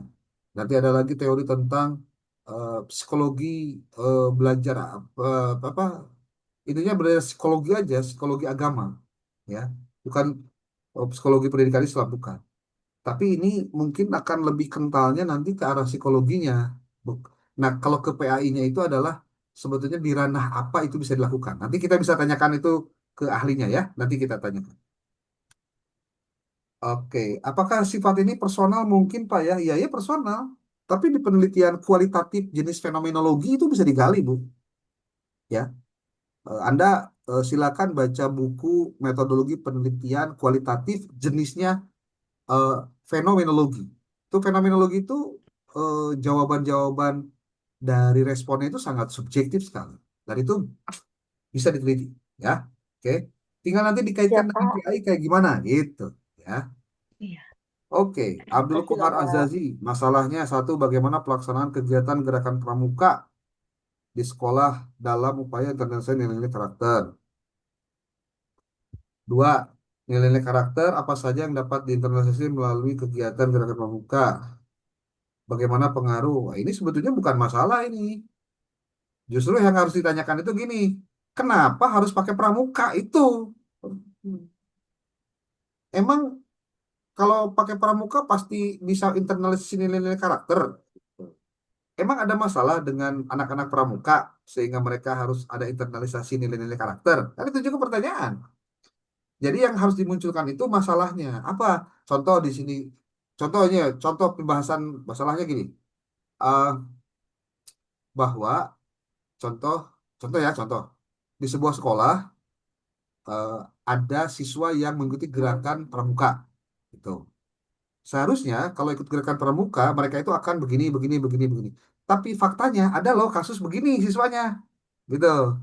Nah, terus kenapa ya kok mereka ikut gerakan pramuka, tapi kok mereka tidak karakternya nggak muncul gitu? Kenapa gitu? Nah, itu yang harus dicari. Nanti pengembangannya adalah melalui Anda melihat berbagai hasil research tentang bagaimana cara orang-orang sudah melakukan best practice tentang internalisasi nilai-nilai karakter melalui pendidikan pramuka. Cari nanti yang belum ada dilakukan, itu maksudnya. Jadi kalau judulnya adalah gerakan pramuka sebagai media internalisasi gerakan karakter bla bla bla bla. Nah, iya mah sudah bukan judul penelitian, iya mah hasil penelitian kan deh. Siap, siap, Pak Dokter. Nah, Oke. kunaon ku sabab disebut hasil penelitian? Karena sudah tahu jawabannya adalah dengan gerakan pramuka, kemudian dia sebagai internalisasi tidak menumbuhkan bentuk dari judul itu ada masalahnya gitu maksudnya. Oke. Nanti Siap, Pak Dokter. Terima kasih. kita nanti coba coba break out ini menjadi beberapa bagian ya. Bu Esa Nurhayati, permasalahan sebagian peserta didik belum mencerminkan akhlak mulia, terpengaruh budaya luar, kurang disiplin dan menyalahgunakan teknologi, dan memiliki strategi meningkatkan akhlak mulia dan disiplin siswa terhadap. Nah, ini pertanyaannya, kamu mau penelitiannya kuantitatif atau kualitatif nih judul ini? Kualitatif, Bapak. Kalau kualitatif, hindari kata-kata yang memungkinkan orang bisa menduga ini kuantitatif. Apa? Tuh kata-kata pengaruh, ya. Harus nanti kita coba ubah yang beginian ya. Tapi kan minimalnya Baik, Anda Bapak. ngerti. Oh, kamu teh boga masalah kieu di sekolah eta teh gitu, ya. Bu Baik, Bapak. Risniati, masalahnya kurang integrasi antara PDWI dan kehidupan sehari-hari. Rencananya integrasi PAI dengan kehidupan sehari-hari kasus. Tuh iya mah lain ge. Ini Bu harus dijelaskan dulu nih, masalahnya apa? Ya, kurangnya integrasi itu, yang disebut integrasi itu gimana sih maksudnya? Apakah memasukkan tema-tema Islam dalam pembelajaran atau memang ada kegiatan yang memang khusus untuk mengintegrasikan atau seperti apa?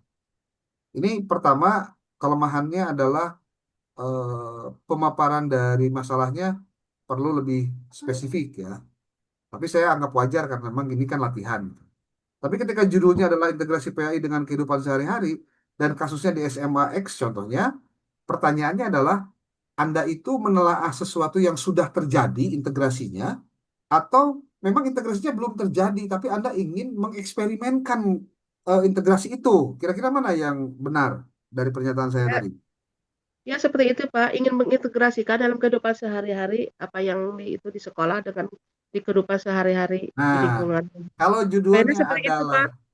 gini Bu, pertanyaannya kalau di SMA tersebut sudah ada integrasinya belum?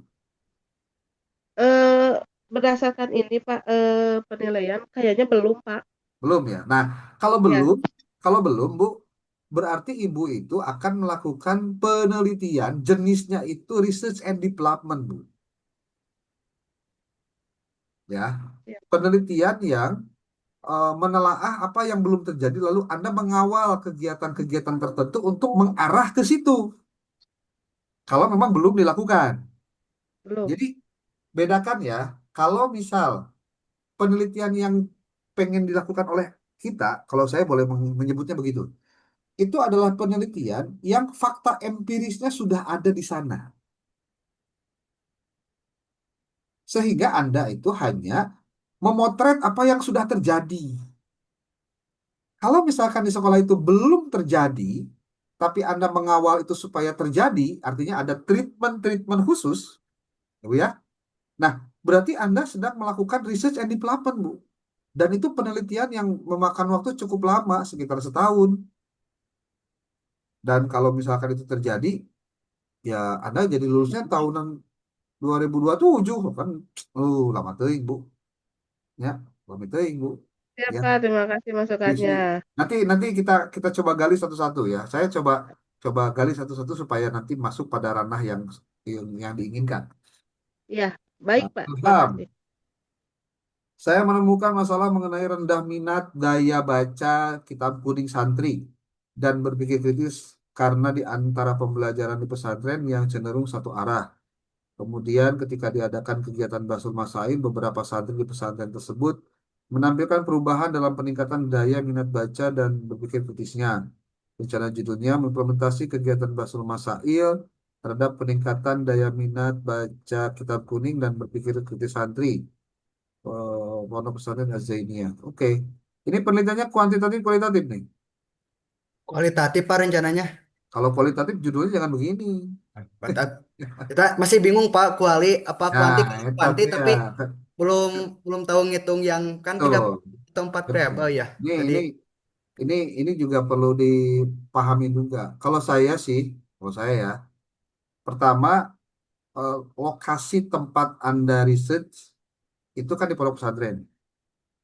Tapi pondok pesantrennya yang memang santrinya anak sekolahan kan gitu, ya. ya Nah, itu sebenarnya eh, hal yang positif ya untuk bisa digali. Walaupun sebetulnya ketika ada pertanyaan, Pak, apakah bisa penelitian di pesantren? Dalam konteks PAI di lembaga pendidikan formal, sebetulnya penelitian di pesantren itu tidak masuk pada ranah itu. Ya, yang bisa Anda lakukan adalah mungkin begini, di pesantren Az-Zainiyah, hari ngaji kitab itu dipraktekkan pada saat pembelajaran formal. ada Pak. Nah, itu mending itu maksudnya. Hmm, Jadi praktik baca kitab kuning di sekolah di SMP atau di MTS mana di MTS Azania contohnya gitu. Jadi tidak menggunakan kata pesantrennya, paham nggak? oke. Ya. Kan sebetulnya jadi unik loh. Ada siswa madrasah atau siswa SMP kan di Azania mah ya SMP ya SMA ya. Ya. Ayah contoh lah yang lebih menarik itu jadi siswa SMP sebetulnya. Ada siswa SMP tapi dalam materi pembelajarannya ada baca kitab kuning, ya, karena backgroundnya pesantren, kan itu jadi menarik. Itu. Ya. Jadi menariknya itu karena di tempat lain mah SMP itu boro-boro baca kitab kuning gitu, pesantren kan ente. Iya mah geus mama pesantren bari baca kitab kuning, kan itu hal-hal yang menjadi menarik gitu untuk dikaji, ya. Oke, nanti kita bahas lagi. Kalau boleh saya minta Anda untuk mengcopy paste apa yang tertera di dalam Zoom ini, di dalam chat ini, yang nanti boleh di dimasukkan ke grup, nanti ditulis satu-satu biar nanti gampang mendeteksi, ya. So kalau ini ditutup kan nanti hilang semua nih si ininya, si chatnya, ya. Bapak Asep Suherli, mana Asep Suherli? Saya belum tahu yang mana. Ada orangnya ada? Ada Pak, ada. Masalah, banyak anak-anak sekarang yang kiranya sudah lepas dari nilai-nilai agama, sehingga tidak bisa membedakan antara yang baik dan yang tidak. Mungkin salah satu penyebabnya karena kurangnya perhatian orang tua terhadap anak, terutama masalah nilai-nilai agama. Oke. Judulnya adalah peran orang tua dalam menanamkan nilai-nilai pendidikan agama Islam ditinjau dari aspek pengawasan, keteladanan, dan pembiasan religius. Oke, pertanyaan saya ke Pak Asep. Anda penelitiannya, ada lokasi penelitiannya di mana, Pak? Jadi baru itu yang tergambar Pak. Adapun kalau penelitian mungkin kalau di sekolah bisa gak ya? Kira-kira kalau judul itu. Ya bisa aja, Pak. Sangat mungkin bisa. Yang pasti si penelitiannya harus relate dengan ininya dengan lokasinya ada atau tidak masalahnya. Jangan sampai tidak ada masalahnya, Anda nyiin masalah di sekolah eta padahal sebenarnya masalahnya gitu maksudnya. Harus ditelaah terlebih Kalau dahulu masalah tentang sih ada sedikit Pak kalau masalah. Soalnya pernah juga menemukan gitu seperti itu. hmm, oke. Ya, nanti kita coba lihat. Anda mau penelitian, kalaupun ini mau di lapangan, rencananya di mana risetnya? Di SMP, SMA, SMK, atau di mana? Itu di MTS Pak rencananya. MTS. Oke, ya tinggal Iya, dibahas aja. Bagian MTS-nya seperti apa? Bagian mana? Gitu. Ya. Jadi, coba siap Pak. tentukan dulu persoalannya. Apakah di MTS itu kondisi terkait dengan peran orang tua yang lemah dalam proses pendidikan anak dalam hal urusan agama itu terjadi atau enggak di sana? Gitu. Ya. Oke, lanjut. Siap, terima kasih Pak. Oke, Syarif Hidayatullah, pelanggaran tata tertib malam hari dan keterlambatan bangun tahajud. Keluhan santri terkait rasa aman, privasi, dan kebisingan kamar. Gangguan tidur, kelelahan, dan penurunan partisipasi kegiatan asrama. Ketidakhadiran musyrif dari jam-jam krusial pengasuhan. Peningkatan rujukan kasus ke BK atau Ustadz Pembina tanpa penyelesaian di tingkat asrama. Ketidakpuasan santri terhadap pola komunikasi dan pendekatan disiplin. Rencana judul, peran musyrif dalam mewujudkan kenyamanan santri dan stabilisasi santri di bla bla bla bla bla. Oke. Saya ingin menggarisbawahi satu hal saja. Mungkin akan lebih enak ya, tidak mencantumkan kata-kata peran di dalam judul. Saya ulangi, tidak mencantumkan kata-kata peran di dalam judul. Jadi kalimatnya tidak lagi jadi peran bla bla bla bla bla dalam bla bla bla bla. Karena itu terkesan bukan sebagai sebuah rujukan untuk judul di penelitian tesis. Ya. Jadi lebih bagus contohnya nih, bukan peran musyrifnya, tapi apa yang sudah dilakukan musyrif dalam rangka itu. Itu lebih lebih benar begitu sebenarnya. Ya. Nanti Pak ini ya, siapa Syarif kita bahas. Yang penting hindari penulisan kata-kata peran. Seperti tadi Pak siapa Pak Asep Suheri juga itu tulisannya ada kata perannya ya. Itu coba tolong di dihapus Pak. Jangan kata-kata peran yang dimunculkan. Karena kalau skripsi mungkin Siap, boleh, siap Pak. tapi kalau untuk Diganti. skripsi, tapi kalau untuk tesis mah jangan deh, ya.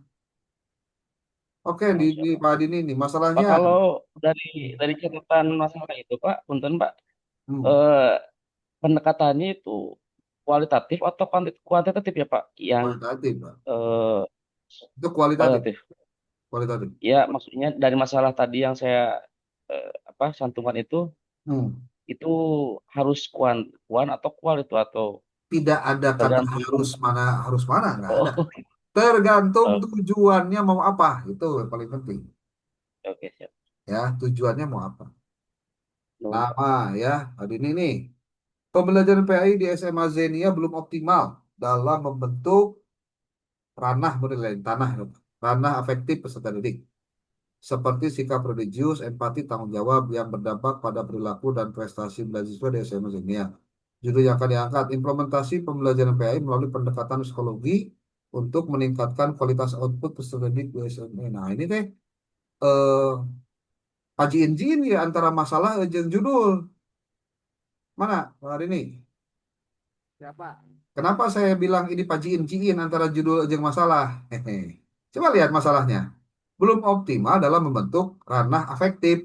Gitu loh. Ya. Berarti kalau begitu, ketika judulnya pun jangan untuk meningkatkan kualitas output peserta didik atuh. Ari output mah itu teh bisa ranahnya kognitif, bisa ranahnya efektif, bisa ranah psikologis, psikomotorik.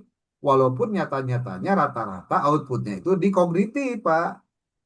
Padahal kan yang dimaksud dalam masalahnya adalah membentuk ranah afektif. Gitu maksudnya.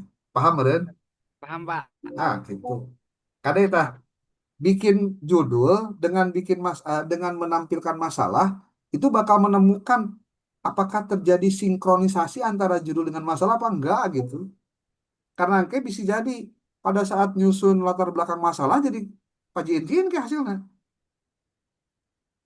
Itu Pak ini ya. Siapa? Oke, ini sudah sampai di sini nih, nggak ada lagi. Emang udah semua?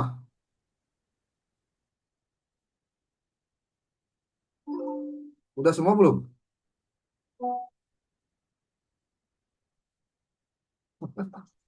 Kalau saya gimana Pak yang Wiwin Narsi? Yang mana ininya? Wiwin. Yang pengaruh media sosial yang TikTok itu Pak. Oh, TikTok, ya. Ini apa? Kayak bentar. Tadi teh Bu Wiwin teh pengaruh negatif perilaku anak remaja sekarang dari media sosial khusus TikTok.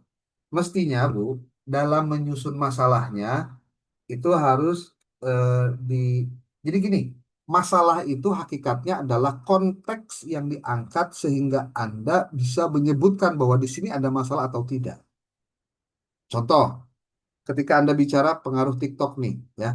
Pertama, eh, fenomena apa yang terjadi yang Anda lihat dari TikTok? Apakah banyak konten yang tidak mendidik? Tuh. Dua, ternyata anak-anak seusia SMA itu justru seneng konten yang tidak mendidik. Gitu. Itu kan jadi masalah. Terus, Ya betul Pak. Hmm, ah, kenapa? betul Pak. Iya, jadi masalah itu hakikatnya adalah konteks yang melatari Anda. Kenapa sih mau penelitian? Gitu. Fenomena apa Iya. yang Anda lihat secara empiris yang nampak dari perilaku siswa hari ini? Tadi teh ya, satu, konten TikTok itu banyak yang tidak mendidik.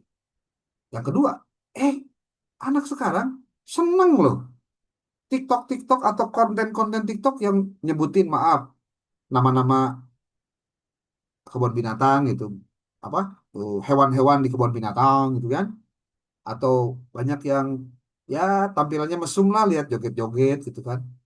Eh, Sementara mereka seharusnya jangan dulu gitu bicara tentang yang begituan gitu Bu, sehingga nanti Betul terlihat Bang. bahwa sebetulnya media TikTok itu kan berpengaruh nih. Cuma terus di mana peran PAI? Nah, gitu Bu, PAI ini jangan lupa Bu, PAI-nya. Apakah di gurunya kah, ataukah mungkin di dalam proses pembelajarannya kah, atau pada model pembelajarannya kah, dan lain-lain. Itu penting untuk diketahui sebagai dasar dari Anda menyebutkan bahwa ini ada masalah atau tidak. Oke, sebelum saya lanjut ke pembahasan satu persatu, yang nanti saya mohon ditulis di grup masing-masing, nanti biar saya komentar, dan nanti bisa diarahkan kemana judulnya. Saya ingin Anda menggunakan teknologi yang seperti saya sampaikan. Yuk, bareng-bareng gunakan teknologi informasi seperti AI dengan cerdas, dengan enak, dan sesuai dengan tujuan Bapak Ibu. Tolong diperhatikan slide yang saya akan share screen. Tapi ini waktunya 3 menit lagi, gimana ya? Bu Syarifah, mau kita cukupkan saja sekian ini? Halo? Bu Ik belum menyampaikan judulnya, Bu Ik? Belum Pak, ini udah ada sih tapi masih Belum gimana ya banyak Pak? juga di Kurniati, Muhammad Yasin, Harsi, Yeti. Mana ini? Belum belum saya bacakan. Padlan, Nur Ajijah, Aizahiyah, Dea, Hafid. Mana coba? Halo? Iya Pak, belum. Nah. Oke, Bapak Ibu. Saya terpental terus Pak, ini sinyalnya terpental Waduh. terus. Harus Tadi suara berpegangan, Bu. Harus Bapak berpegangan. juga ke saya terputus-putus terus. Nih, Bapak Ibu, saya coba bantu Anda untuk buat tahapannya ya. Nih, saya pakai ChatGPT, tapi ini mau berbayar ya. Nih, tapi nggak apa-apa lah. Lihat baik-baik ya, lihat baik-baik promnya nih. Saya adalah mahasiswa program Magister Prodi Pendidikan Agama Islam. Saat ini saya sedang mau mengajukan proposal penelitian. Jika Anda berperan sebagai dosen akademisi yang telah berpengalaman melakukan penelitian dan publikasi ke jurnal Indeks Global, masalah apa saja yang aktual yang sesuai dengan bidang saya untuk ajuan proposal saya tersebut, berikan juga alasannya. Nah, jadi kalau Bapak Ibu, kalau nanya ke ChatGPT, Anda jangan hanya minta jawabannya, tapi cobalah untuk Anda tahu tentang why you answer that, gitulah. Kenapa Anda menjawab itu? Nah, ini seperti ini, Bu, pernyataannya. Coba lihat baik-baik. Beda. Mungkin kalau ChatGPT biasa dengan prompt yang lain beda. Sebagai mahasiswa program Magister Pendidikan Agama Islam, Anda memiliki banyak pilihan tema. Catat baik-baik. Banyak pilihan tema. ChatGPT-nya yang relevan dan aktual untuk diajukan dalam proposal penelitian. Berikut adalah beberapa topik yang bisa dipertimbangkan dengan alasan masing-masing. Nah, ini. Mungkin Bapak Ibu di antaranya masih ada yang puyang, pusing, bingung, lu kumanya, ingat, tema naonnya, di mana penelitiannya, atau ayahnya ngomong, aduh, orang macam bingung-bingung aja nih teh. Gitu. Ya. Pertama, pengaruh pendidikan agama Islam terhadap karakter siswa di sekolah multikultural. Tapi kan sekolahnya multikultural. Ada nggak di Sukabumi yang multikultural? Ada. Sekolah SMA negeri atau STM negeri. Dilihat dari mana? Satu, apakah dari hanya satu suku Sunda saja atau ada suku yang lain? Dua, apakah dari agama yang sama atau ada agama yang lain?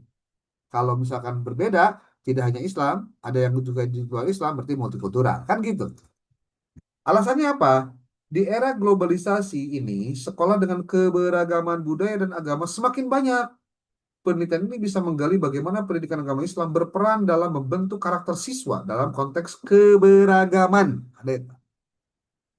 Ini sangat relevan dengan kebutuhan pembelajaran yang inklusif dan moderat dalam kerangka pendidikan agama di Indonesia. Ingat ya, ini bukan judul. Masa? Sekali lagi, ini bukan judul. Tapi ini boleh jadi tema yang menarik untuk dikaji. Nanti judulnya gimana? Kita bisa olah lagi dari masalah-masalah ini. Yang kedua, implementasi kurikulum moderasi beragama di perguruan tinggi keagamaan Islam. Ini kalau di perguruan tinggi ya, ini alasannya. Yang ketiga, strategi pembelajaran PAI berbasis teknologi digital di era post-pandemi. Tuh, COVID pandemi itu bla bla bla bla bla. Namun, penelitian ini dapat melihat bagaimana teknologi digunakan pembelajaran PAI di sekolah menengah dan perguruan tinggi serta tantangan dan peluang yang dihadapi oleh pendidik dan siswa. Ada lagi, peran guru PAI dalam mencegah radikalisasi di lingkungan pendidikan. Ini juga penting. Kasus kemarin yang bom di SMA 72, wih, itu luar biasa itu. Anak siswa SMA bikin bom, ngerakit bom. Dari mana dia dapatkan ilmunya? Dari internet, dari AI, dari YouTube. Gila. Yang kelima, evaluasi model pembelajaran berbasis masalah, problem based learning dalam pendidikan agama Islam. Ini PBL bla bla bla bla bla. Penelitian ini menjauh mana model ini efektif untuk meningkatkan pemahaman siswa terhadap materi PAI dan aplikasinya dalam kehidupan sehari-hari. Tuh. Nomor 6, penguatan kompetensi pedagogi guru pendidikan agama Islam melalui pelatihan berbasis teknologi. Nih alasannya. Kebijakan pendidikan agama Islam untuk menangani kesenjangan pendidikan antara daerah perkotaan dan pedesaan. Ini ngomongnya PAI loh, ingat.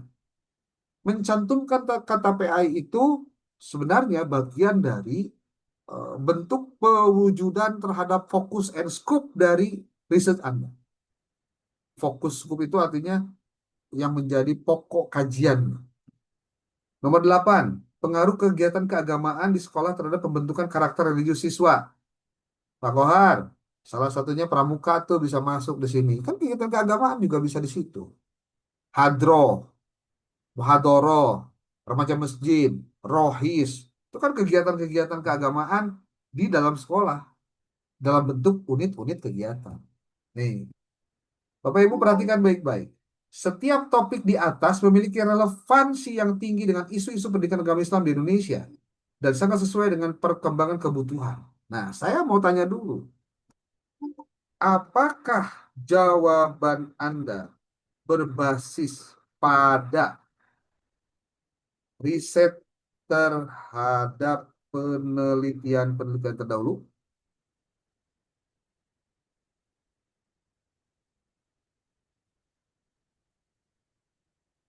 Buktikan dengan menyebutkan referensinya. Tuh. Jadi kalau nanya ke ChatGPT lain, tolong dong buatin, ilmuwan itu ya.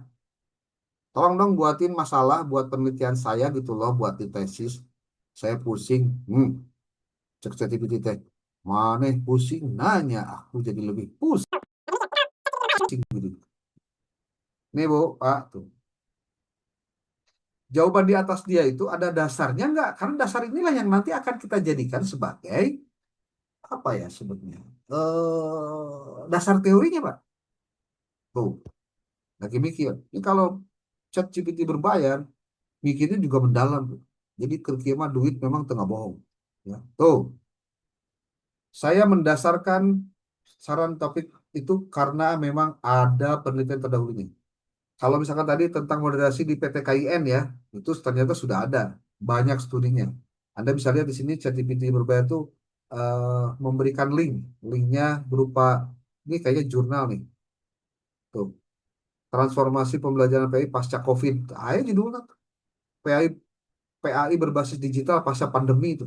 Ada yang sudah melakukan riset. Nah nanti tinggal dicari apa yang sudah dia lakukan yang beda dengan saya gitu.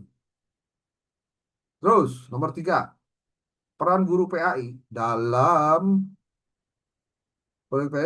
pencegahan radikalisasi di sekolah. Termasuk yang terjadi kemarin ketika di SMA 72 itu adalah radikalisme. Radikalisme karena apa? Karena dia belajar tentang cara bom, karena banyaknya orang yang mungkin ngebully dia dan dibom gitu. Atau yang keempat, efektivitas problem based learning pada PAI. Di sini ada riset tentang studi kasus tuh, Bu. Ini kalau diklik nanti masuk ke alamat riset yang dimaksud. Studi kuasi eksperimen dan tinjauan terbaru melakukan PBA meningkatkan hasil belajar dan pengalaman keagamaan.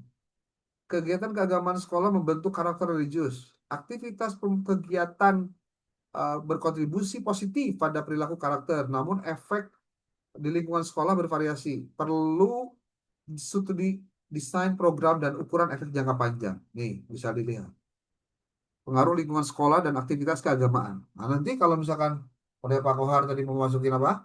Pramuka, nah nanti dicari apakah sudah ada riset-riset yang membahas khusus tentang variabel eh, apa variabel eh, gerakan pramuka dan karakter keagamaan atau karakter religius aja gitu. Tuh, nomor 7 juga ada, nomor alasannya ada tuh. Nomor 8 juga ada. Malah dia nanya, jika Anda ingin, saya bisa bantu memetakan pertanyaan penelitian, variabel, dan rancangan metode untuk salah satu topik saja, sekaligus menurunkan gap riset yang spesifik dari rujukan tersebut. Ya dong, silahkan. Silakan. Ambil tentang satu saja yang nomor 1 deh. Ini deh.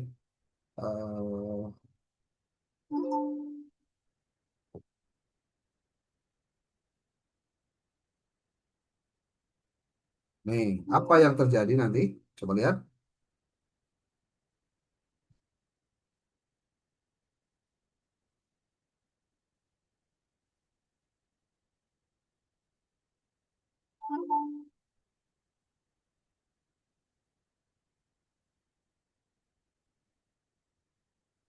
Tuh.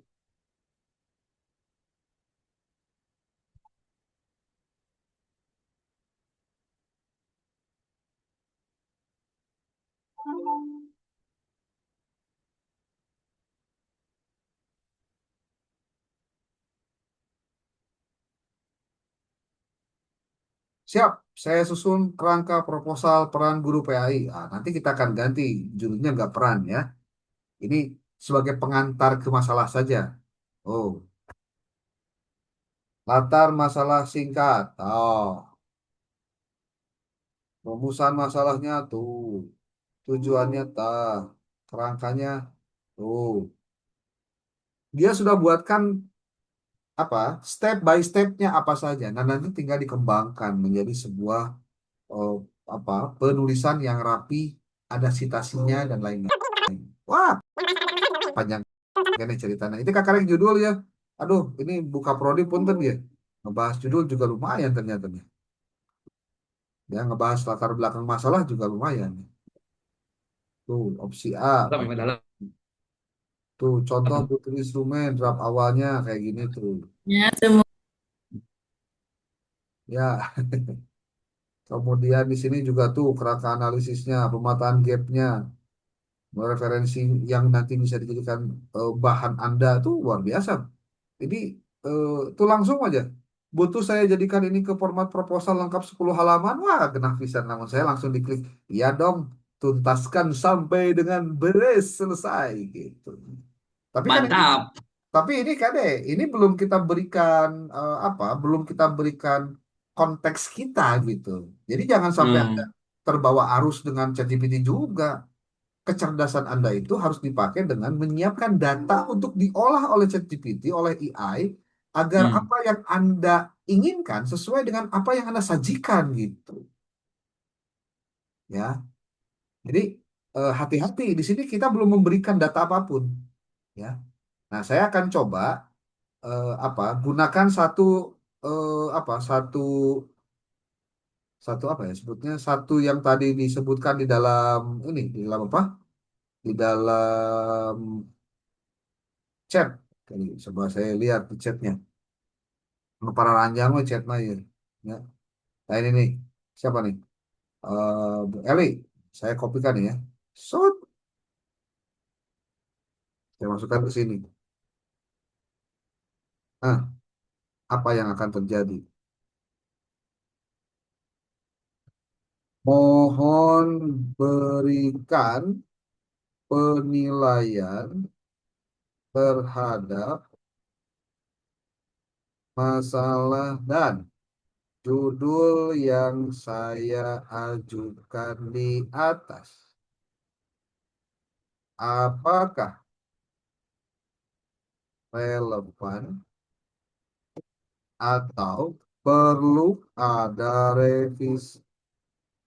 Mohon kritik dan saran perbaikannya secara objektif, tegas,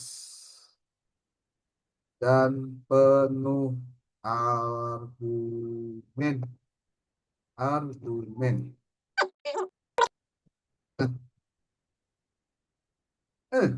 Nah, ini kita masih belum memberikan arahan dia mau kuantitatif, kualitatif, belum. Pokoknya kita kritisi dulu, dia minta kritisi. Jadi kalau Anda punya masalah, itu masalahnya ditulis, dituangkan, lalu berikan prompt untuk dia analisis kira-kira gimana arahnya.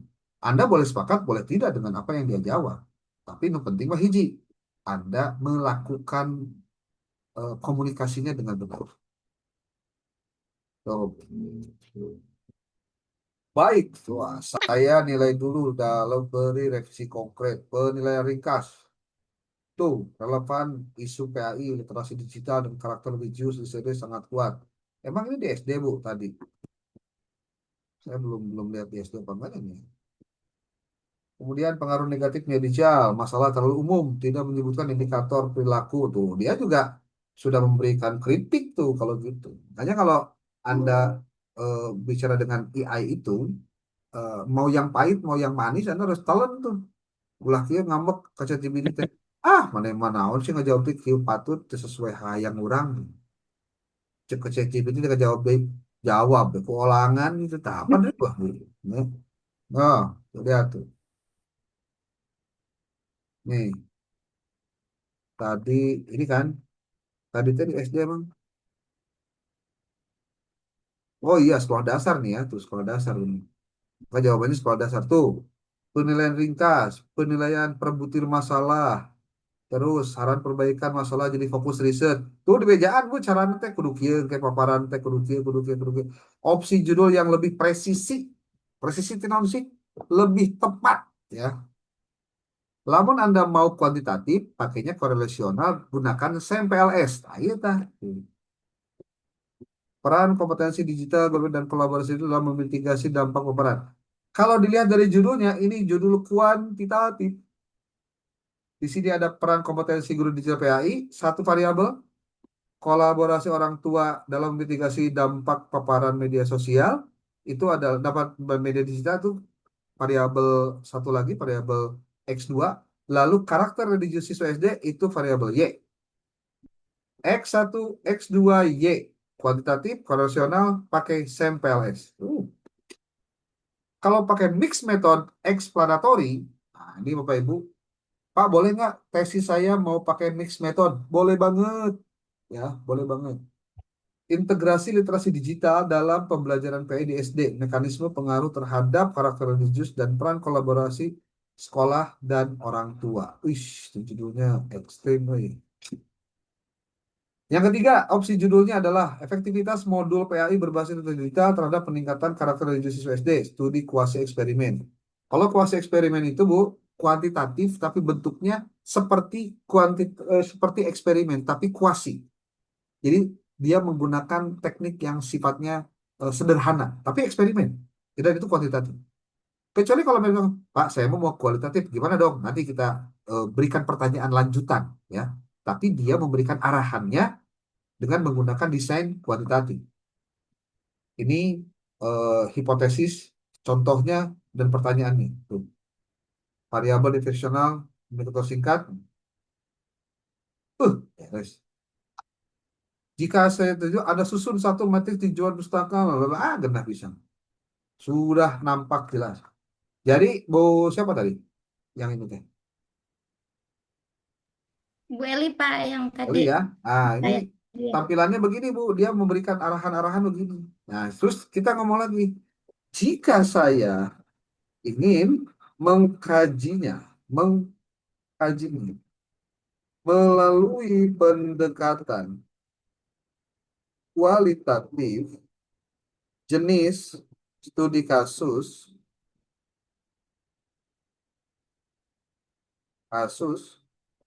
bagaimana tanggapan dan penilaian objektif Anda. Oke, 15 menit lagi aja ya. Ini sampai jam berapa ini? Buka prodi? Bisa lepat. Harusnya Udah sampai selesai jam ya? 9 Bapak. Ah, udah. Beres berarti ini. Iya. Semangat ini. Ini masalahnya wae sih Bisa jadi dilanjut pertemuan selanjutnya Bapak. Oke, masih ada pertemuan. Emang saya ngisi materinya berapa kali sih? Sekali? 4. Hah? 3 Pak Dokter. 3. Oh gitu, 3. Oke. Nah, ini contohnya nih, ketika Anda mau pengajuan untuk judul berdasarkan masalah yang Anda buat. Nah, yang saya pengenin itu, kalau Anda bicara dengan AI, pastikan Anda bahannya Anda miliki. Biarkan dia yang nanti akan meranks, menata ulang. Tuh, ya. Pilihan studi kasus kualitatif sangat masuk akal untuk topik Anda. Wih, tuh, kan dipuji. Berikut penilaian objektif plus rancangan praktis yang bisa langsung dipakai. Nah, tapi ingat dong, percaya ujuk-ujuk kadek. Misi nambahan rukun iman. Naon, percaya ke ChatGPT. Nih, nilai plusnya cocok untuk memahami bagaimana dan mengapa guru PAI mencegah dampak negatif. Oke, menggali mekanisme, aktor, dan konteks. Bukan sekedar hubungan antar variabel. Menghasilkan model praktik baik dan yang realistis dan aplikatif bagi sekolah lain. Tantangannya, nih, tantangan penelitiannya ya, generalisasi terbatas, risiko bias konfirmasi, data kualitatif melimpah, butuh protokol analisis yang disiplin. Artinya jangan sampai kebablasan loba wawancara, tapi nggak bisa menganalisis wawancara itu. Ya. Lalu batasan dari unit analisis, desain kasusnya, nih pertanyaan penelitian kualitatifnya kayak gimana, tuh sumber data dan teknik, strategi sampling, tuh instrumen ringkas, panduan wawancaranya, panduan observasi kelasnya, panduan dokumennya, analisis datanya dengan cara begini, keabsahan temuannya juga seperti ini, etikanya begini. Ini nanti dinarasikan dalam bentuk paragraf ini. Ini pointer-pointer aja. Ini kalau misalkan saya tulis, tuh lihat. Jika Anda setuju, saya siapkan satu protokol wawancara, observasi singkat, kerangka kode awal, template praktek strategi yang dilampirkan di proposal. Tuh. Belum lagi kalau misalkan saya ngomong, berdasarkan jawaban Anda, mohon susunkan bagian latar belakang masalah dalam 1000 kata. Tolong sisipkan referensi-referensi yang aktual, terindeks Scopus, WOS atau Springer, dan Taylor and Francis sebanyak 30 buah. Ada tuh dia buat itu. Jeng referensi-referensi. Dan luar biasanya referensinya bisa dipertanggungjawabkan. Sekarang rata-rata ChatGPT kalau diminta untuk menyisipkan sebuah referensi di satu kalimat, dia pasti memberikan jawabannya itu dengan link yang valid sekarang. Oke. Ini pada tidur apa? Halo? Ada Ya, Bu. Pak. hadir. Aman, Pak Dokter. Ini nunjuk ngemutan, Pak Dokter. Bisi sarare gitu tadi ditinggalkan sare saya ngomong sorangan nih mah ya. Mulai mulai mulai naik, Pak Dokter ya. Hah? Mulai riet. Nah, lihat biasa. Alhamdulillah, Pak, dapat pencerahan. Ya, syukurlah. Berarti problemnya kan sederhana sebetulnya. Kita itu yang penting lihat di lapangannya apa masalahnya, tulis. Ya, tulis dengan detail, kita ajukan judul kita. Kalau misalkan nanti Anda konsultasi dengan saya juga sebetulnya nanti saya juga akan minta Anda sudah melakukan apa saja untuk mendapatkan judul ini. Pasti gitu kalau saya mah. Ulah kieu teu acan Pak nembe ieu we berarti usaha gitu mah. Ya, gitu. Nah, terus ketika sudah ketemu judulnya, kemudian Anda konfirmasi lah model tadi saya lakukan tuh dengan ChatGPT gitu. Nanti kan Anda juga akan terpola sendiri. Oh, kieu maksud nanti. Oh, gitu maksudnya. Jadi belajar dengan AI itu hakikatnya itu harusnya membuat kita ini jadi lebih cerdas gitu sebenarnya. Cerdas itu pertama, cerdas memberikan pertanyaan. Nah, ini yang hese. Jadi ternyata ChatGPT Bu atau AI itu tergantung gimana kita nanya sebenarnya. Kalau nanyanya kita cuma tolong dong bikinin, tolong dong, ya dia akan kasih sesuai dengan yang kita inginkan. Ya, gitu. Oke, Bapak Ibu, terima kasih. Sudah pukul 21 lebih 20 menit. Mudah-mudahan ada manfaatnya. Nah, saya minta nanti 1 minggu ke depan Anda sudah mulai berusaha untuk mencari-cari dengan referensi yang ada, dengan apapun. Menulis proposal bisa dalam waktu ya paling lama 2-3 jam lah. Beres semua dengan lampiran-lampirannya. Dengan catatan, 1, siapkan dulu bahan-bahan hasil studi pendahuluan. Itu yang paling penting.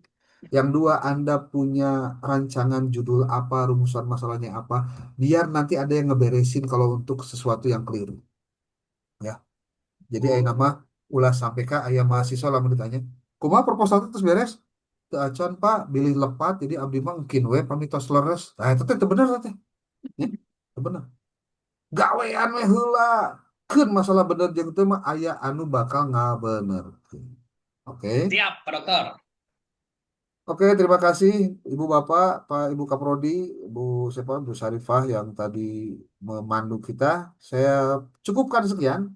Saya akan upload rekaman ini nanti di YouTube. Nanti kalau Anda berkenan mau nonton lagi terserah ya. Cuma yang penting saya memberikan efek supaya Anda tidak merasa kehilangan ketika beres teh saya beres. Oh, ternyata masih kena ada videonya bisa diulang lagi. Siap, betul, Pak Dokter. Oke, terima kasih. Billahi taufiq wal hidayah. Wal muwafiq ila aqwamit thoriq. Assalamualaikum warahmatullahi wabarakatuh. Waalaikumsalam warahmatullahi wabarakatuh. Alhamdulillah pertemuan kita di program intensif persiapan SUPT kali ini berjalan dengan lancar. Mari kita tutup dengan hamdalah bersama-sama. Alhamdulillahirabbil alamin. Oke, kita Pertemuan mungkin berikutnya, Kakak izin hari Ya. Selasa malam atau Rabu malam? Ya, insya Allah hari Pak Dokter. Selasa tanggal 18 Oktober. Oke, Selasa malam ya, Pak Dokter. Mau Siap. dokumentasi dulu, silahkan dibuka Ibu Bapak. Oh, iya. Jangan lupa nanti diisi link absensinya. Jadi nanti kita bisa sinkronisasi antara bukti SS-an Zoom dengan link absen. Kehadiran. Ya. Silakan. Boleh? Boleh dirapikan kerudungnya, itu Iya. agak miring-miring dikit. Rambutnya Itu agak juga miring-miring mungkin dikit. ya mau yang ada terbawa badai ya, silahkan dirapikan dulu peci-pecinya. Oke. Senyum cantik dan ganteng. Masya Allah. Siap. 1, 2, 3. Satu lagi. Ada 2 ini. Ya.